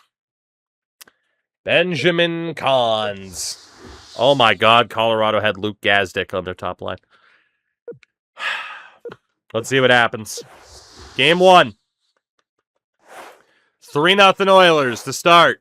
4-1. And a 5-1 victory for Ed Money. We'll take that. Parise, Hall, Eberle, Carcillo, and Parise. Great way to start. Eagleton gets his first ever postseason win. I don't think the Oilers are going to fire me here, by the way, either. Game 2. 1-1. Dempsey gets the goal. 5-1 Oilers. Your finals, 6-3 and a 2-0 series lead. Goals from Dempsey, Meckler, Zetterberg, Suchi, and Jordan Eberle. We're up 2-0. Very nice. Very, very nice. Fox, that is a fun fact. Game 3 in Chicago. 3-3. 4-3. We steal it in regulation. Oh, man. Parise, Hall, Ladd, and Hall again. We're up 3-0 on Chicago. We absolutely stole that in regulation. Crazy. Can we finish the job here? 4-3. 6-3. The Edmonton Oilers back in the playoffs, and we have swept Chicago. Zetterberg, Hall, Plant, Dempsey, Parise, and Plant. Damn. I did not think that we would be sweeping Chicago. But we did. Merlin, what's going on? I've enjoyed this. Again, we started up with NHL 11 because I was looking... Oh, please don't freeze. I was looking... I'm going to save really quickly since I said that. I was jokingly looking at, like, oh, what achievements from the old games did I not get? And getting Legend GM status in this game in particular was one of them. Good impetus for playing an old NHL. 'Tis the season, right? I mean, especially with, like, NHL 26. I mean, it's the same franchise mode as 25, so it's like, oh my god. Basically been playing the same exact mode for 2 years. Like, that's very easy to get burned out on. I want playoff stats, please. Please, please, please. It shouldn't take that long to load. Thank you. All right. So for... Oh, my God. Dude, Taylor Hall and Zach Parise. Unbelievable. What a combination for those two. Damn. I mean, only LaRose and Wheel were without points. And defensively, just Gronwald without points. Carlson Plant had a great series. And in goal, Spencer Eagleton, the former first overall pick and rookie, 926 save percentage. I mean, he's given us as much, he's given us more than what Fleury was giving us, which is crazy. But that is the reality. Let's see, any first rounders that we don't really have info on? OHL forwards. So who will it be in round number 2? Best lines in the AHL with Sewell and Trop being back. Who's it going to be? We still don't know. We still don't know. Is this what Carolina felt like? It will be the San Jose Sharks. The San Jose Sharks. S-H-A-H-K-S. Sharks. We finally got that playoff success, too. Man, we're so close to that amateur scout upgrade. San Jose. What do you look like? Ryan Clough, Joe Pavelski, and the Goocher. Devin Setaguchi. Jamie McGinn, Patrick Marleau, and Martin Erat. Danny Paille, Zach Smith, and Radim Verbata. Magnus Pajärvi Svensson, Camille Krebs, and Alex Belzile. Or the Belzile. Defense is Pickles, Mark-Edouard Vlasic with Cody Franzen, who's a fucking beast in this game. What a mistake I made getting rid of him in Nashville. Jason Demers and Nick Petrecki, Oskars Bartulish, and Barry. I don't know who Barry is. Goalie is... okay, it's Lacerte. We chose Marc-Andre Fleury over him, and now Fleury isn't even here anymore. Will it be the revenge of Lacerte? Good start to this game, and we win game 1, 4-3. Goals for Zetterberg, Ladd. That's enough. We will take that. Thank you very much.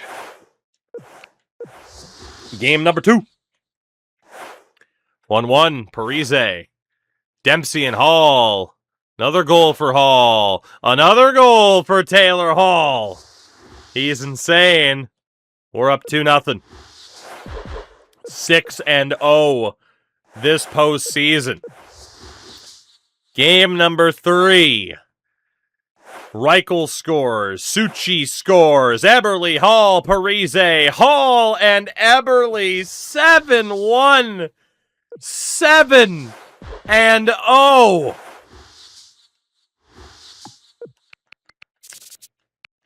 They should have never let us make the playoffs, man. Oh, my God.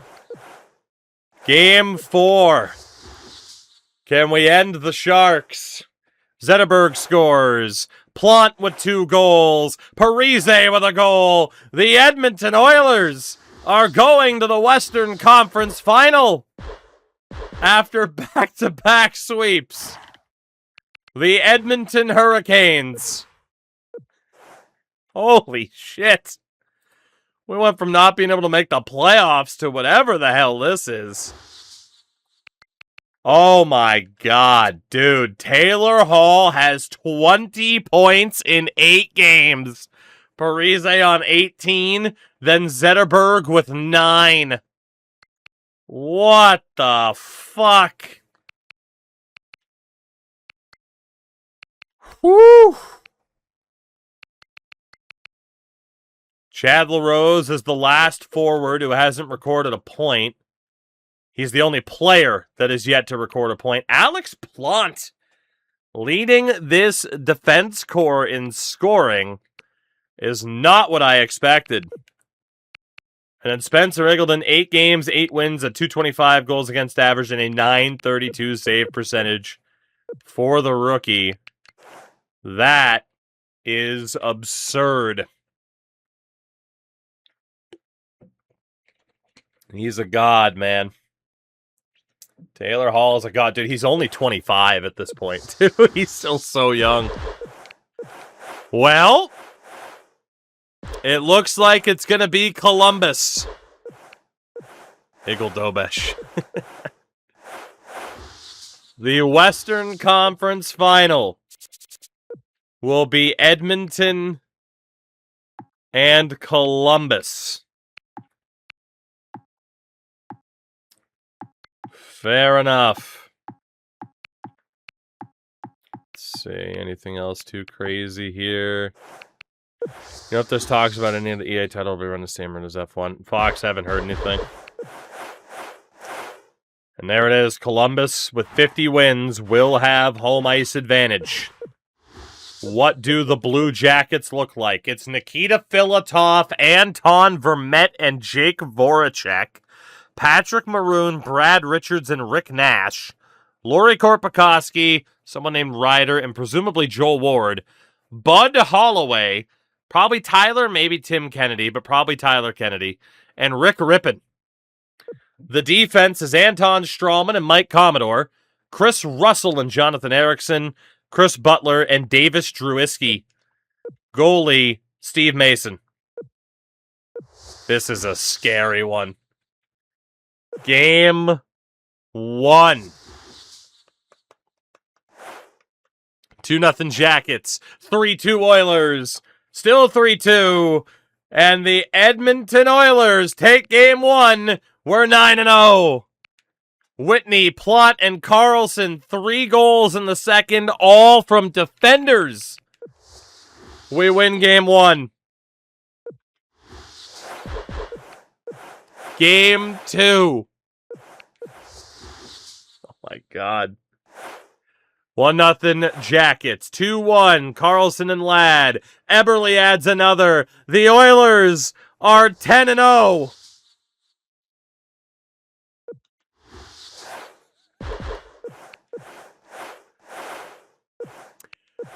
Game 3. 1-0 Jackets. 3-2 Jackets. 4-3 with 5 minutes left. And I'm going to jump in to try to preserve 11-0. But the Jackets have pushed us to the brink of our first loss.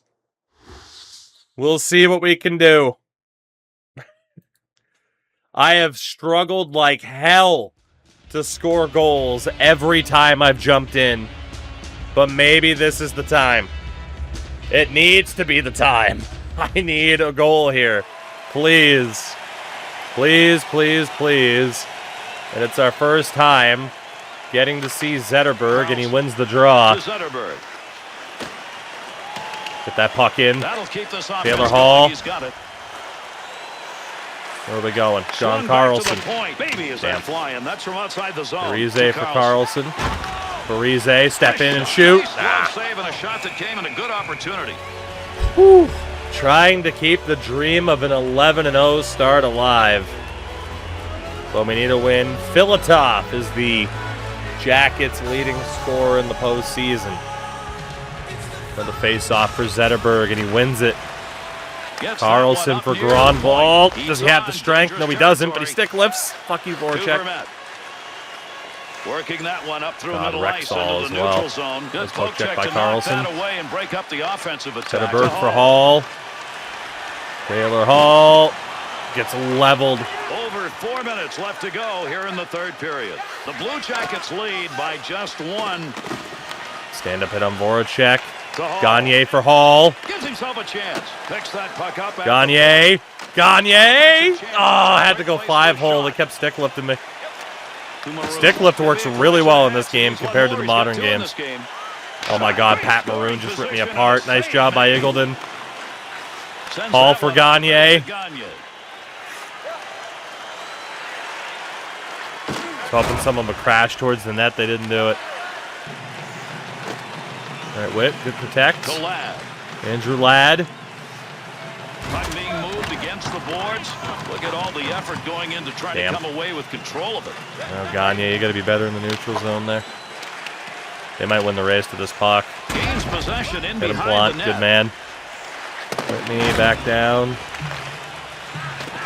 Blunt for Ladd. Ladd to Dempsey, the rookie. Oh, I couldn't get him off the post. While it was in the air. Connor McDempsey. Oh my God! Right as I hype up the stick lift. Correction. It's good for the AI. What a fucking rebound. And that creates 2 unanswered goals. That was one of the worst rebounds I've ever seen.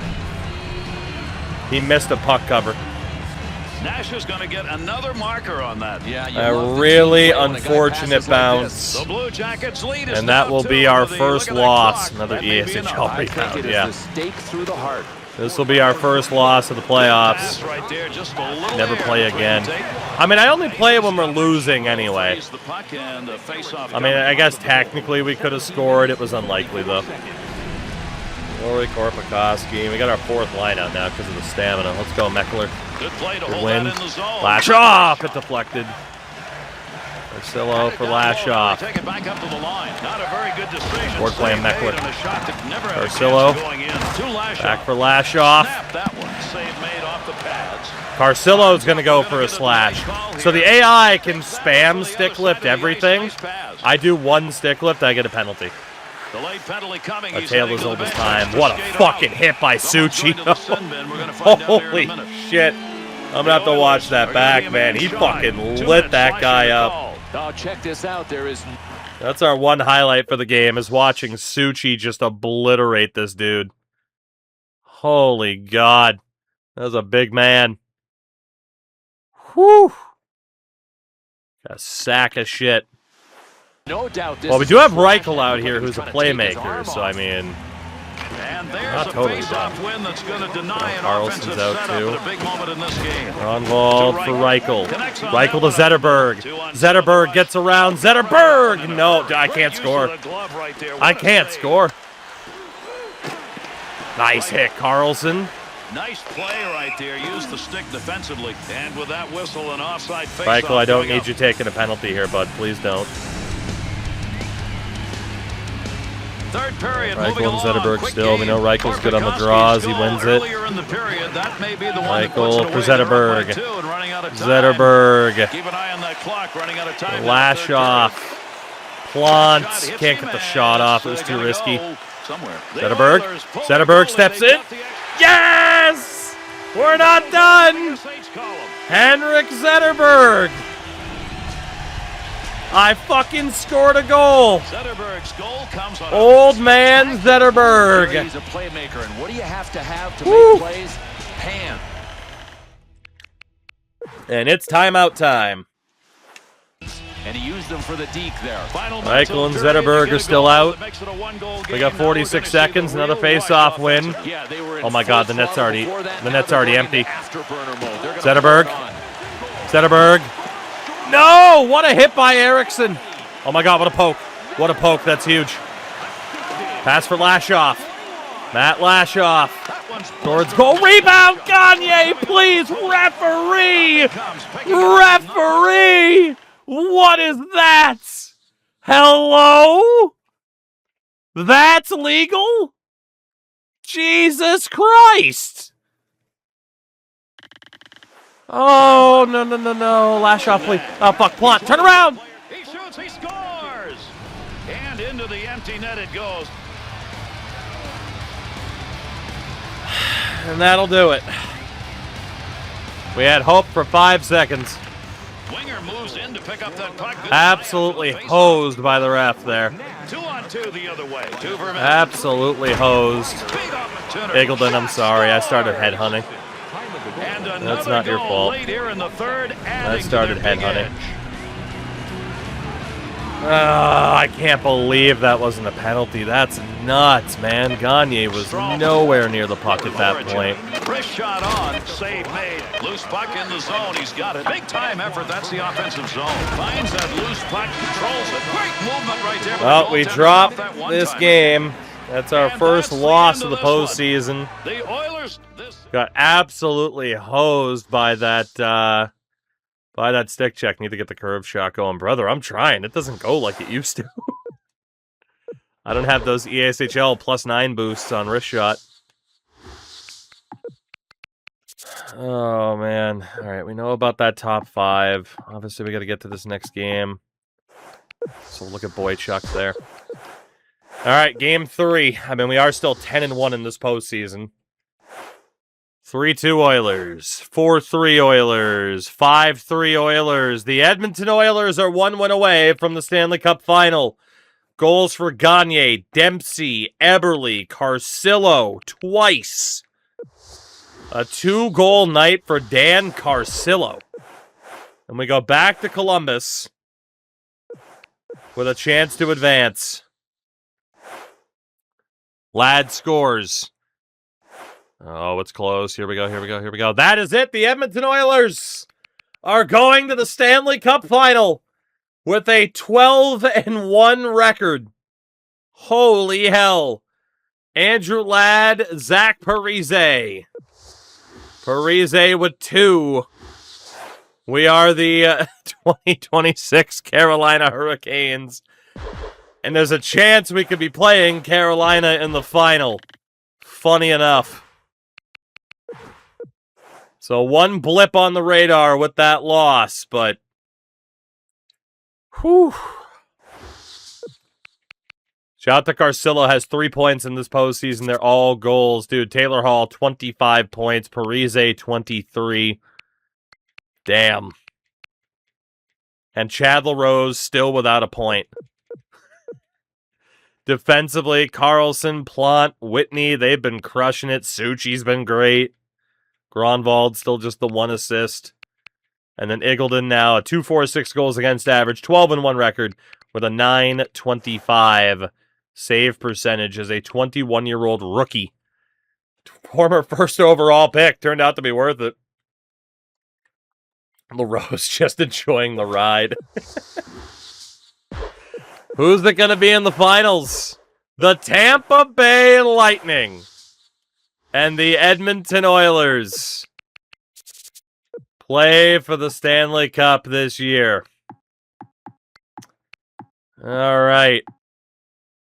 I'm not surprised it's a team like Tampa. GM tracker, 100 rep. Hey, we got more than enough now to cover the max out of the amateur scout. Let's go. How close are we now to legend? 65% of the way there. What do the Lightning look like in this cup final? Top line, Alex Frolov, Steven Stamkos, and some dude named Harrod. Second line, I think that's Scott Parse, Vinny LeCavalier, and Steve Downey. Someone named Cato, Dana Terrell, and Globke, who we could have drafted once upon a time. Barnett, Dimitrakos, and Vaborny. What the fuck is that fourth line? How are they here? This is the team that won the East. The defense, Brent Burns, Victor Hedman. Okay, that makes way more sense. Ladislav Schmid and Colton Tubert, Colby Roback, and Ty Wishart. Goaltender, Mike Smith. We have no excuse. This is ours to lose. And we have home ice. Harod's the team leader with 12 goals. Game 1. Suchi scores. Zetterberg scores. It is tied 2-2. I'm going to jump in. It is tied 2-2 with 5 minutes left in the third. They might be able to win it on their own. But I'm going to jump in on this one. We're kind of treating this postseason more like a Madden run than a typical NHL run where I never play. Because obviously, it's still a challenge for me playing this AI. NHL 26, I jump in. Well, I'm gonna outshoot the AI 30-1, and they're gonna score on that one shot. For somebody to be a hero, it's going to This is be the first time I get to play fantastic defense finish. without the aggression being way up. With the puck on the stick into the On offensive Carlson. zone he comes. Puck move back up to the Parise. point. Quick Braunwald shot. Good towards pressure goal. put on Nope. in front of the net. Working in Zetterberg dangerous just missed the stick territory. lift.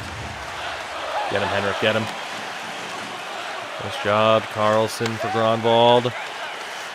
Braunwald just carries in. To the end of that stick, he pokes it away in the Braunwald's defensive end. battling. Frolov gets it right through him. Nice hit by In Carlson. behind the net, he'll make a play on this to Carlson. Oh, that reach for Braunwald was scary. Parise. Taylor Hall gets leveled. Parise scores! Take the hit to make the play, Taylor Hall. Parise's moves right there.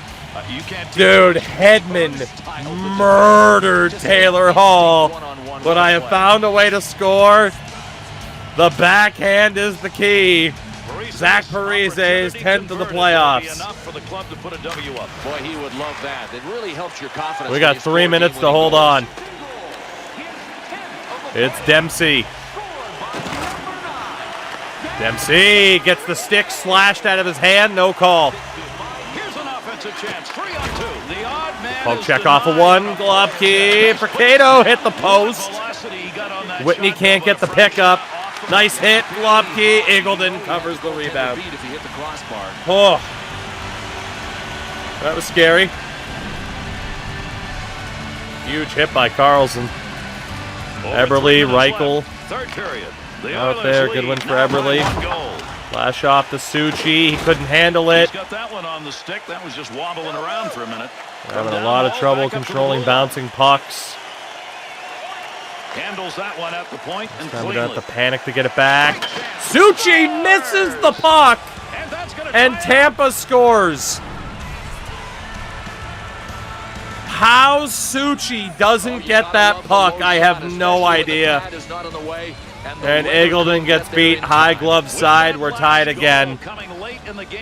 That's insane. It's almost as if the visiting team holds up signs when they score. And again, we drop our stick on contact. What the fuck?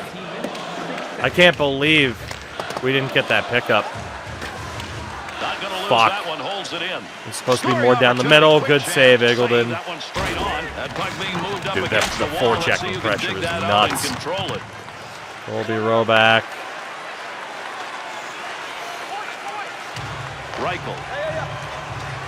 Reichel, come on.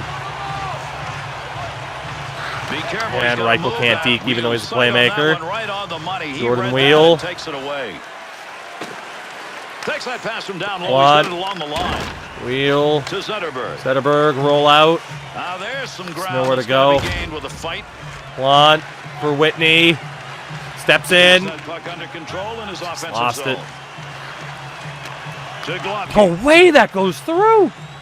Oh, he wristed that one. Eagleton, please. There's a wrist shot. Score! It's not even my fault, man. It's not even my fault. I'm getting hosed. Parsley's often defined as a Oh my playmaker. God, the lack of Very good goal. He just pickups. announced that playmakers are allowed to It's shoot. not even my fault. Scott Parsons' first fucking goal of the playoffs. Globke gets this one on. Eagleton can't cover it. It gets kicked out the fucking bars, and he just rips it forehand. The Bolts. Okay, well, we went from the lead to being down by a goal. I mean, these guys are good on both sides of the puck. I say they're in the driver's Come on, seat Dempsey, big hold time on to right it. now. Dempsey! Will move it away. Looking back Notice to how the the AI hasn't taken a single penalty against me this whole fucking time. Right there off the one-timer for the defenseman. Oh, that's Victor Hedman. It doesn't happen there. We gotta call a timeout here. Our boys are exhausted. I'm getting shafted, man. It's not even my fault. I gotta stay away from Hedman, too. He just hits everything that moves. Third period almost over. Delivered Waiting for on the Hall. horn. Carlson. Big-time wrist shot. Yes! And that goal comes at the very end of Zach the game to tie it up. Parise! Yes! We finally get a deflection from the point. For a goalie to stop. Goaltender just Zach Parise is the hero to tie it. Especially from that range. What the hell is happening in this game? 4-4. Anytime you get one, you want more, and he wants it now. We'll be offside there. Holy shit, this game. Woo. Zetterberg win another draw against Stammer. No, he can't. Taylor Hall steals the puck and tried to go 5-hole. Dude, can I get Victor Hedman off the ice, please? Fuck this guy. Keeps murdering Taylor Hall. And I don't appreciate it. Zetterberg win to Hall. Get rid of it. Carlson. Carlson. There's nobody in front. Zetterberg for Parise. Parise gets stick lifted by Stamkos. What a play. Carlson. Save with Hall. Edmund got it again. No! It wouldn't let me out of the back skate. Oh my God.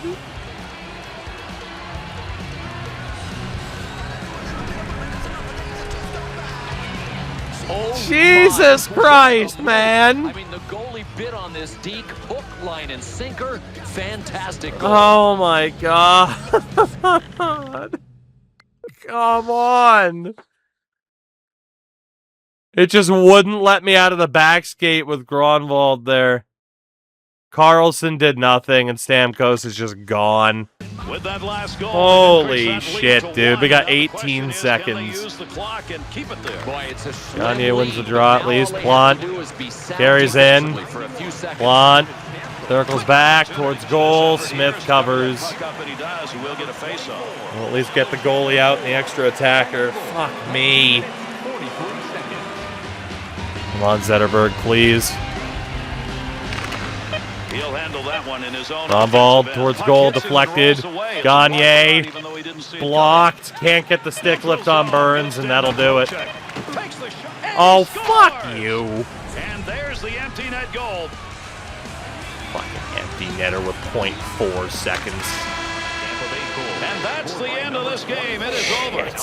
The Oilers. 5-goal third period for Tampa. The team blew it, and then I apparently blew it. I didn't do anything wrong. That's just our second loss of the playoffs. And we're down 0-1 in the Cup final. Well, we're not losing game 2. 9-0 to tie the series up. Parise, Ladd, Hall, Carlson, Zetterberg, Lashoff, Parise, Dempsey, and Chad LaRose. 9-0 in game 2. Holy shit. As the series goes to Tampa for game 3. Cato scores. Oh shit. Parse scored again. Alright, we're down 2 with 5 minutes left. We're down 2 with... Ah, shit. No, we don't want that. Down 2 with 5 minutes left. Let's see if we can pull it off. I mean, I scored 2 goals last time. If I can do it again, we'll tie the game. Need to start spamming Le Curve Shot. We can do it. Oh my God, it's been a wild series so far. And that's what that last goal did. 5 minutes to score 2 at the St. Pete Times You want Forum. to control your own destiny, and that's what these guys have done. Put themselves in the position to do that. Some speed, chip it over. Big scrum along the wall, trying to get control of this one. Quick shot. There's Very a save impactful. for him. He wishes all of them came that easily. Taylor Hall. Leaving magic in the Nope, offensive blocked zone. by my What own an man. effort to Hedman. Needs a little room here. Goes back in behind the net in his own zone. Picks that puck up in his offensive zone. Breaks up the offensive the opportunity as distance he that poke Board play checks that had one was away. crazy. Return pass to Stamkos. 2-on-2 the other way. Chance from in. Oh, what a save by Eagleton. Goal marked all over it. Move back up to the point. Puts the blocker on that. Eagleton That was a pleased with the scoring rebounds, though. chance. In the defensive zone. Ron Ball Return just to does him. not have the speed to keep up with this Tampa attack.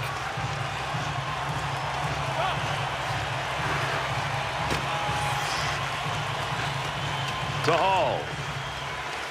Wrist shot on net. Ah. Good blocker save. Pretty good chance. Yeah, I should have board played. To Stamkos. Good pass as that one goes the whip to Globke.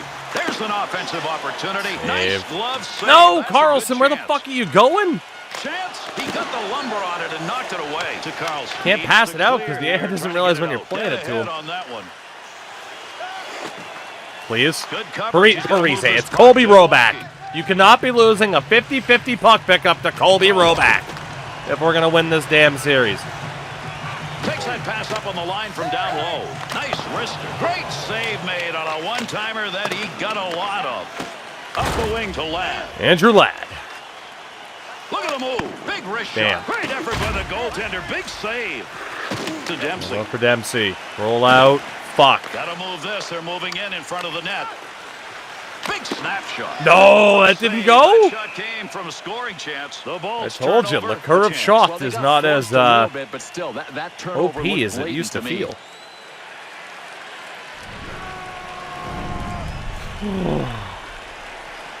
Come on, we got time.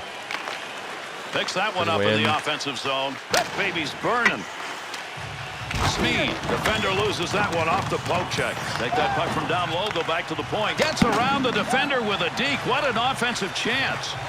To Smead, using that empty Guys wing just to are down. not as good at To knocking down. the puck loose to stop counterattacks as the AI are for the other team. Jordan Wheel. Oh, got that shot off in a hurry. Block. Two pars. 2-on-2 in the rush. Cleanly handles the puck in his Suchi. offensive end. Look at the moves on that one. To the Lashoff has goaltender. no idea where he's One-timer going. Boys, we need the puck. We need That's the how you puck. break up offensive flow. Good poke check. Downey wins a Third period is 50-50. winding down. And the Cavalier Keep almost that cooks thing in us. the Suchi, offensive please zone, he level did. that guy. Thank you. Carcillo. to Meckler. Solo for Meckler. Goalie's coming out. Meckler. They've got the extra skater. Let's see if this Nobody's there. Where are my players? Where are my players? Somebody stick lift. Point man takes that one to Lashon. Wrist shot right where he needed to be. That puck just hit him and rolls away. Smith's freezing up the puck will give us a face-off. We're going to lose this one, too. We're going to be down 2-1. Watching NHL AI the past few games makes me want to take up smoking again. Now.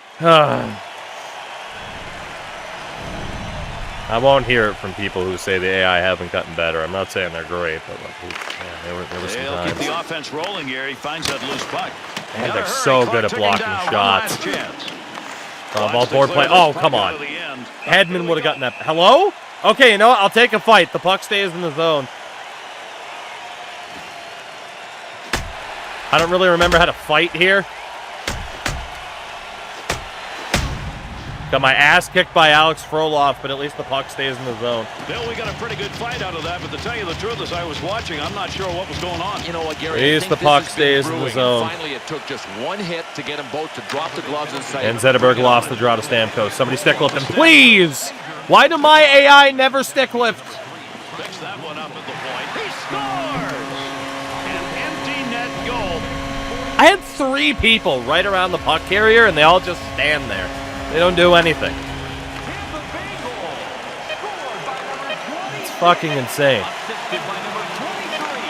Save made. Dangerous territory. He'll clear it Well, up we were down by 2 when I entered, and we gave up 1 more. Takes it back in behind the net. Tampa wins game 3, 5-2. Edmonton's loss comes after. Fuck. Yeah, my AI's just inability to even do anything. They truly just stand there. They don't get in the way at all. We lose this game, we're in a lot of trouble. 2-2, 3-2.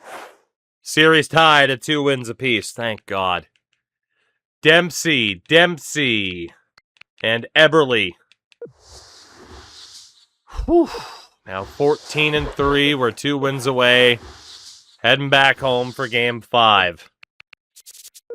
Best of 3 situation.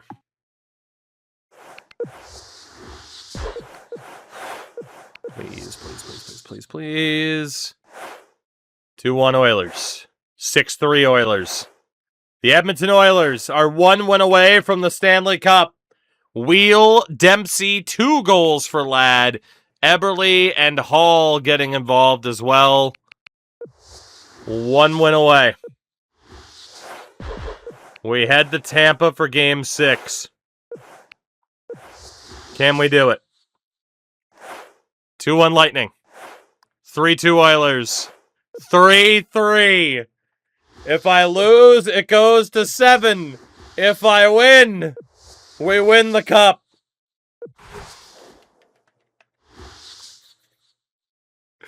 This is normally where I'd let the AI play, but you know what? Again, we got to go for it. We got to go for it. Edmonton and getting beat by Florida teams in the Cup Finals. Name a better. Yeah, right. Come on. This one's ours. I've been saving it all up to win this game. Awesome finish. The way this game has been played, it's going to be excellence right to the end. Burns. Edmund for Burns. Receives that puck back on the point from down low. Good save, Eagleton. No trouble with that.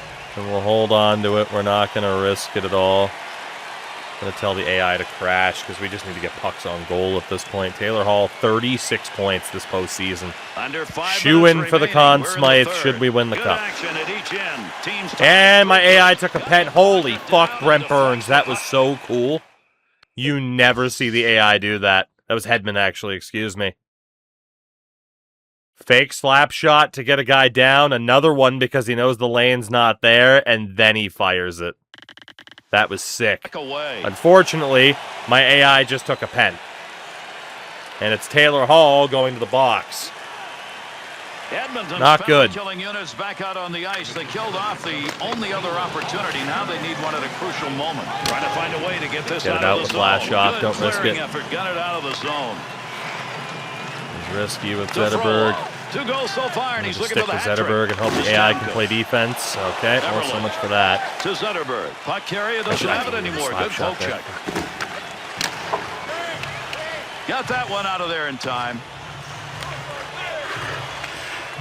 Smith fucked up. Zetterberg couldn't get there. Carlson killed a little bit of time. Sauce it over for Gronwald. Looking to clear. He's got it on his stick. There's a big clear by the PK unit. To Stamkos. Looking around, decides to lug it into the zone. Got to be careful there in front of his zone. That picks the puck up cleanly. We'll take it. Gets that puck out of the zone. That'll be cleared the length of the ice. To Cato. Fighting. Snap that one on. How the hell did that go through? I think he thought he was going to score on I that have one. no idea how that wasn't blocked. Could argue for the timeout here. It's pretty important. Brandon Harrod. Looks like he played in the QMJHL. Big time draw opportunity win. There'll be no offense off that one. Good wrist shot. Block for Eberle. Plant gets it out. Needed to get that puck out of there, and he did. He's cleared it the length of the ice. For Lashoff, can we get it out? Eberle, yes. Stick. Right place, right Was it time. Prince Albert? I thought it was, who fuck's that team in, To Cato. I thought it was one of the teams in the KHL, but, KHL, Q. I think you're right, though, that is Prince Albert. Picks it up. On deflection! And that's 2 unanswered goals. I lose every 50-50 pickup. Anytime there's a loose puck, Effort right there results in a goal. Eagleton went for the cover. Missed it again. We found his fatal flaw. He can't cover a puck to save his fucking life. Dump the puck in. Don't turn it over in the neutral zone. Scoring chance. Chalk that one. Anything on net right now, something's got to go in. Back in behind the net. To Whitney. On the tape behind the net with that pass to Gagne. Off of an AI penalty. You hate to see it. Dude, Stamkos is Patrice Bergeron in this timeline. Dumps that one. Down low. Line change. The ultimate two-way center. This game going deep now here in this third period. Tampa Bay's lead based on that goal that came earlier here in this period. Can they protect it? Penn knocks him off balance. hits Ladd, knocks him fucking stick out of his hand. No call. Taylor Hall on the rebound. Dude, they get away with everything. You sit there and light me up. No puck in sight. Fucking hell. Come on, Zetterberg, I need you. All for Carlson. Nope. Tampa gets away with everything. What a shocker. More accurate lightning.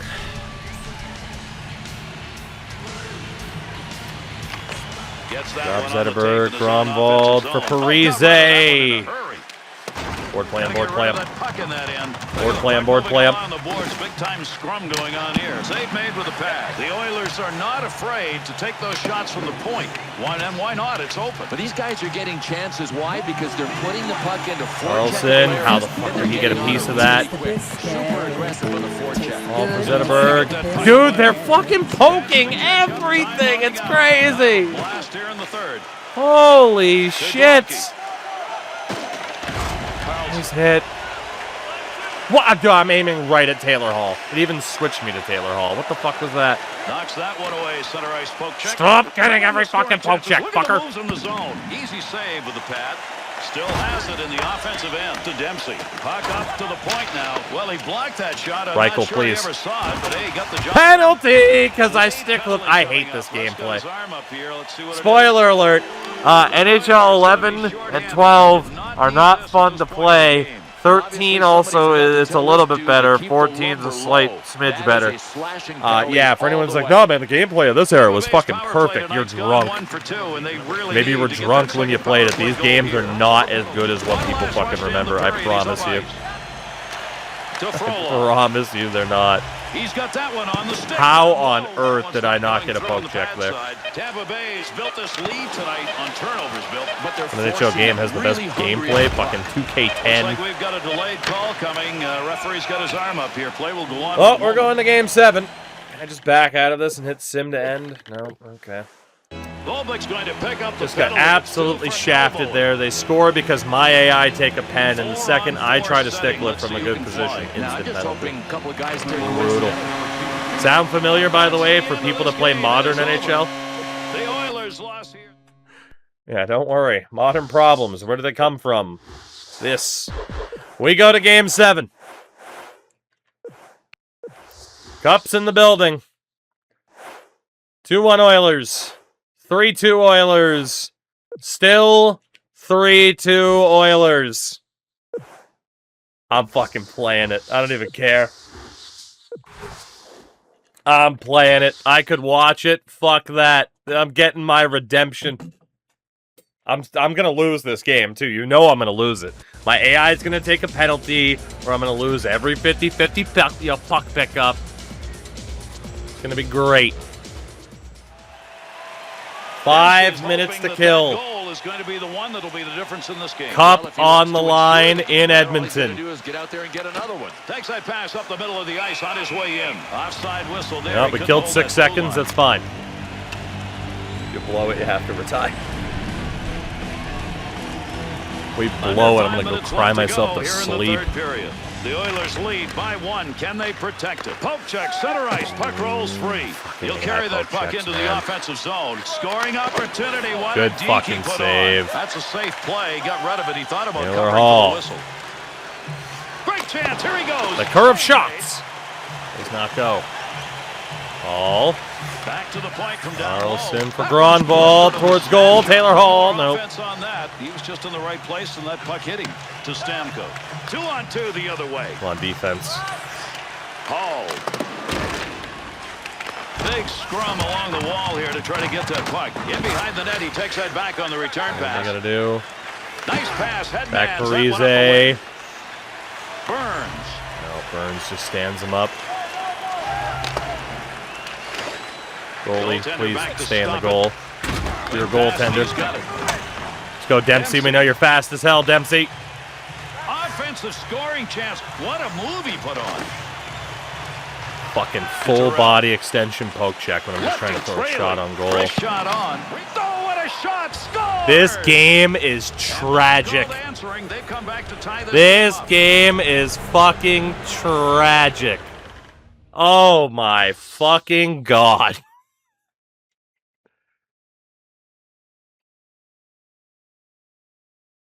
Fucking insane, man. Plant just gets cooked.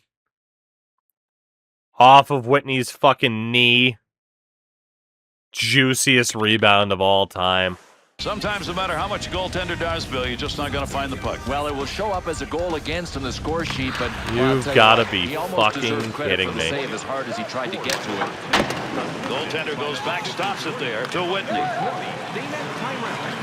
To Everland. To Dempsey. With the score tied, he's one of the dangerous players on the ice right now. He's already picked up a couple of points in this game. Back up onto the point on that pass from down low. Quick shot, easily handled by the goaltender. That's a mighty long shot. I take this gameplay over modern day. You're wrong. Situation. The only thing that fuels that is nostalgia. I'm not saying I love modern gameplay. It is better in so many ways. Compared to this, it's not even funny. Nice pass, that all the way to the point. At the stick in, knocks Dude, the puck away. every It's up for poke is grabs. perfect. They just don't 2-on-2 miss. The other way. Whitney.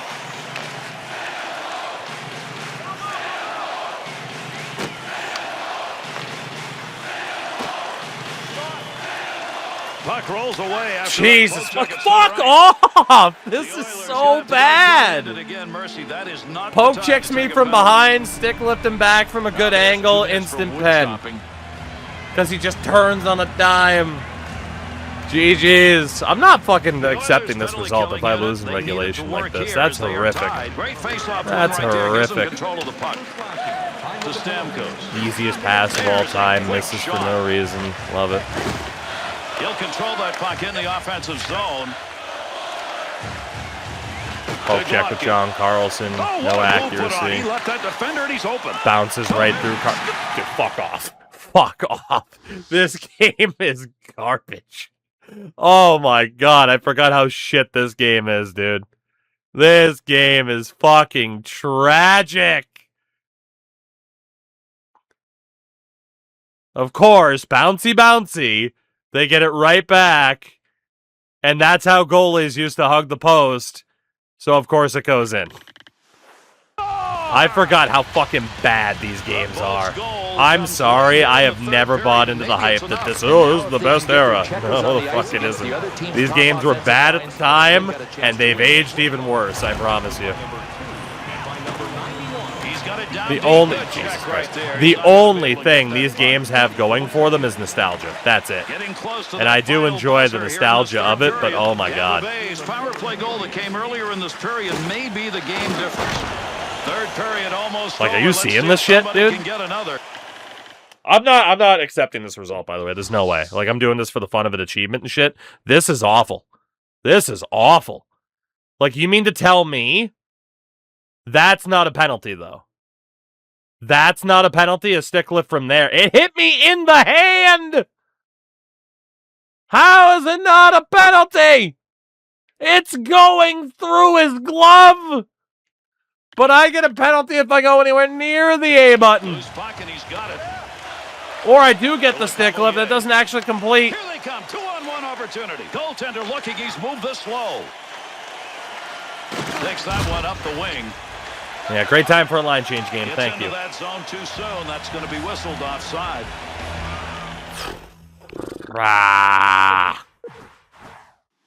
Just instantly get the fucking shittiest goals of all time. Games back then were flawed, but more fun to play. I completely disagree. Pure nostalgia comment, and that's okay. Stamkos got the focus in this game. I would actually rather play NHL 26 ESHL right now than play this game. Great chance, hurried it up. Receives that one on the wing. Into the offensive zone, 3-on-2. Well, on the boards, that puck keeps moving, but nobody's got a pretty good handle on it. Victor Hedman's the fastest fucking player on the ice. That one stayed on the ice up to the point. Scoring opportunity, quick chance. Scoring opportunity to... Yeah, no, I'm not accepting that. Immediate slashing penalty the second I hit the A button. Yeah, fuck that. We'll leave it up to chance here. I won't jump in again. If we lose it on the sim, we lose it. Yeah, we are going to lose it too. That's fucking crazy. Well, we're going to lose in Game 7 of the Cup Final. Unless I pull off a fucking miracle here. I cannot believe how badly this game's fucking aged, dude, from a gameplay perspective. Sweet Christ. This is horrific, dude. This is some of the cheesiest AI I've ever seen. I had a ton of fun with NHL back then. Yeah, exactly. Mikey, as I said, nostalgia. Now to a point with the time left on the clock. That is all these games have going for them is nostalgia. I promise you. These do not hold up well. Their goaltender, they'll take their chances in the final minute. Loose puck, defensive zone, good poke check. Every fucking poke check, dude. Flashes a little pad on that one. Every fucking poke. Hey, I got away with a stick lift. To Stamkos, to Frolov. Can Carlson turn around, please? Thank you. 3-on-1 into the zone. What a play with that glove. That was headed for the net. Fucking hell.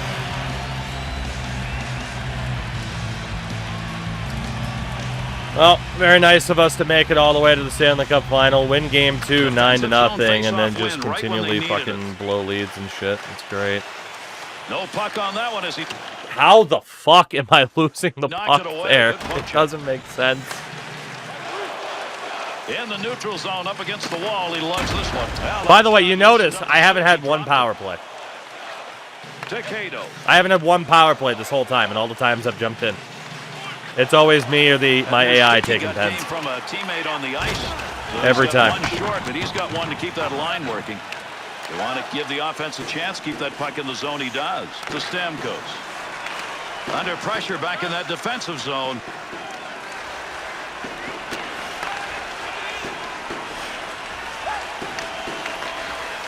Every fucking stick lift works. Mike Smith covers every rebound. Oh my god. This is insane. 3 minutes left. Third period. The Bolts lead 4-2. They've added to it. Big time wrist shot. Good pad save. What a great chance. Puck loose. Picks it up to Carlson.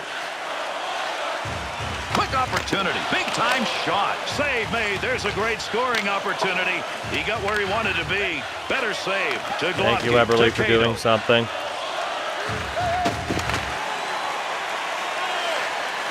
Goaltender might want to think about keeping that one in his glove. He got rid of it to Eberle.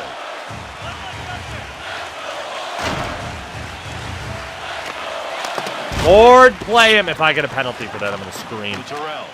Good pass, board to board. Shot, good save that Shout out to my time. defender for doing absolutely nothing. Keeps the offense Appreciate moving. He that. thought about gloving that one and hanging on, but there was nobody there. Great scoring chance coming, left him behind. To the point. Nice save with the pad. Shot, and another Dude, he's save saving made. everything. Two This beauties is in a nuts. row. Covered This the puck is up there, nuts, Bill, but man. I'll tell you, He's that's a pretty saving good scoring everything. chance to deny. No question, he had to make a number of them before God. getting the whistle. Who knows what would have happened on those couple of fucking leads we had. Quick shot. Good save. That was Please. headed to the back of the net. Blocker got in the way. To Burn. Dude, it's Henrik Zetterberg. How is that poke check missing? To Frola. How is that poke check missing? To Suchi. Burns a stick and picking that one up. Shows he knew where that pass was going. He'd already read it. Oh, gained some room. Blocker deflection right there. That's a good chance.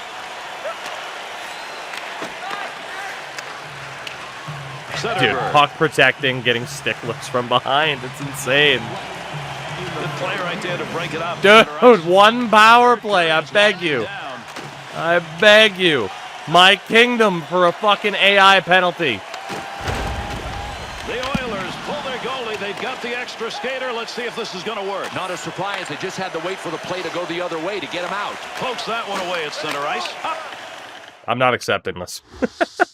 I'm not accepting this. Dude.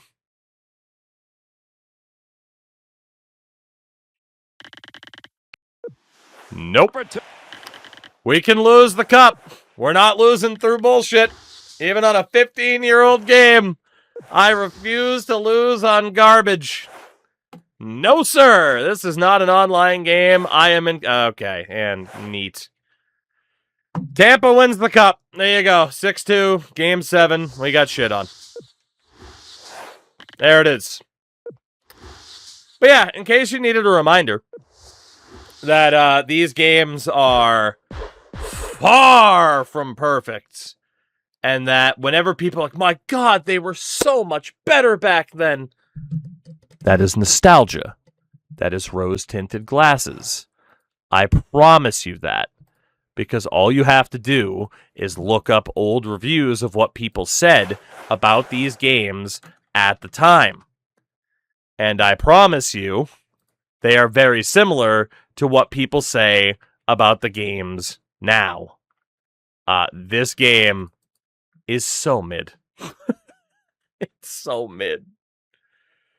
Tampa wins the cup. I blame my team. More so than me and whether or not we were able to hold a lead or anything like that. Like, dude, we just could not fucking clutch it. Granted, we had a fucking 3-2 lead in Game 7, for God's sakes, but... Like, we went from, 2 losses en route to the Cup final to whatever the fuck that was, so... Would have been nice to have those scenarios of not needing to jump in at all, but what are you going to do? I don't disagree they were flawed. They were simply more fun to play. Sure. I can't disagree with you because that's your opinion, and that's cool. Holy hell, did I just get some fucking horrific EASHL flashbacks from back in the day.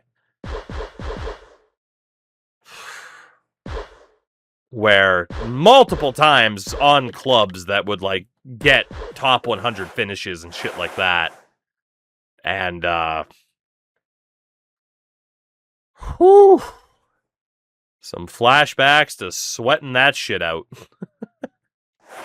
And now, yeah, I don't like those flashbacks. Those were unfun times of grinding shit out just to end up with that. Oh, man. What a disappointing way for that title run to end, though. Just on fire, get to the cup final, and I mean, we had a couple of games where it really could have gone our way and then just didn't. We had too many close games in that series compared to the other series where we were just steamrolling. Like, how many times did I have to jump in the first 3 series combined compared to that series? And that's a team who had, like, no fourth line. So I guess Mike Smith is just God. The positive is we made the cup final. Yeah, but the negative is I don't know if we'll make it back, especially with the Oilers, right? If we're going to randomize where we go, it's a slim chance we end up back in Edmonton. We're on a 68% progress rating, so we're still on about that 10-year plan. But damn, winning a cup there would have helped a ton. But unfortunately, as I was reminded, the gameplay makes me want to jump off a bridge when the AI can get away with everything. I got away with a couple of stick lifts there, but not nearly as much. Just passing it straight through your dudes, like, it's crazy. It's crazy. Yeah, no point in trying to trade up this year. Who do we have in the draft?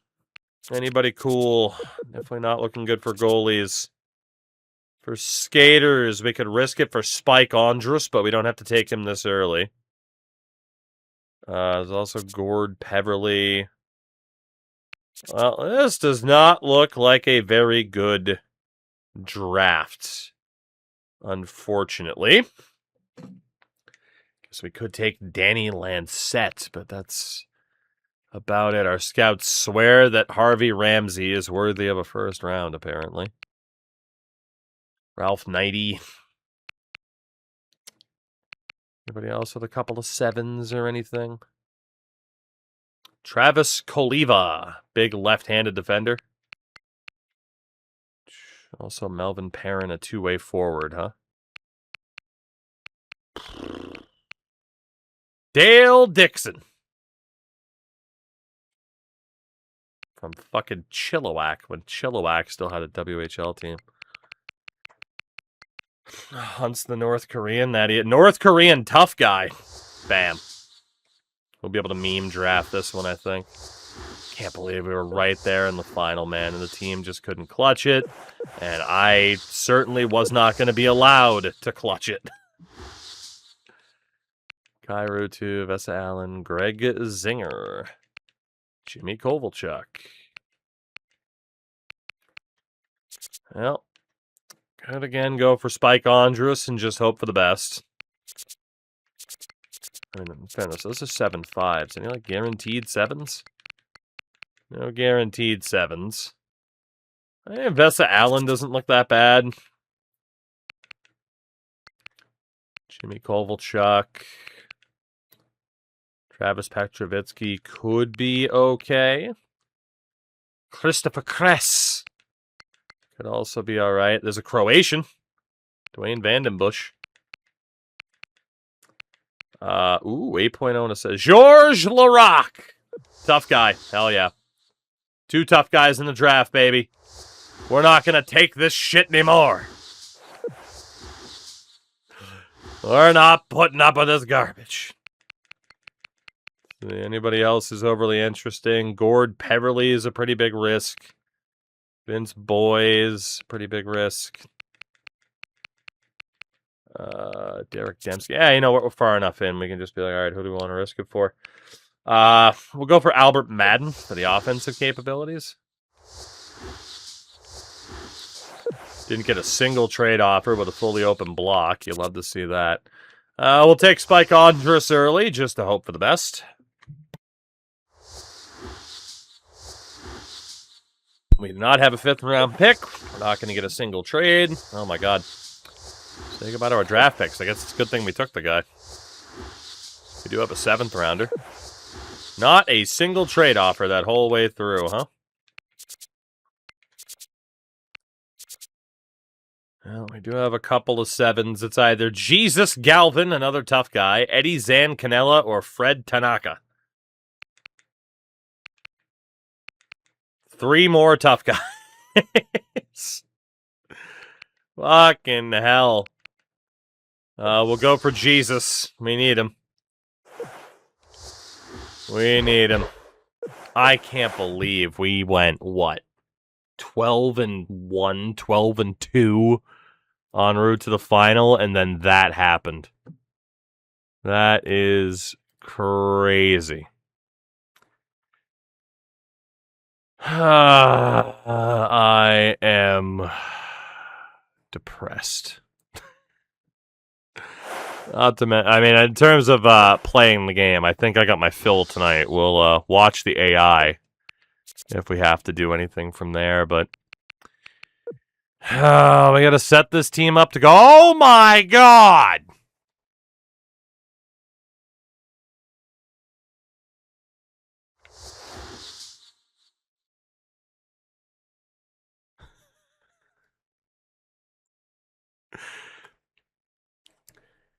'85 overall, tough guy. At 18 years old, second-round pick, Georges Laraque. He's not going to get any better, but he doesn't need to.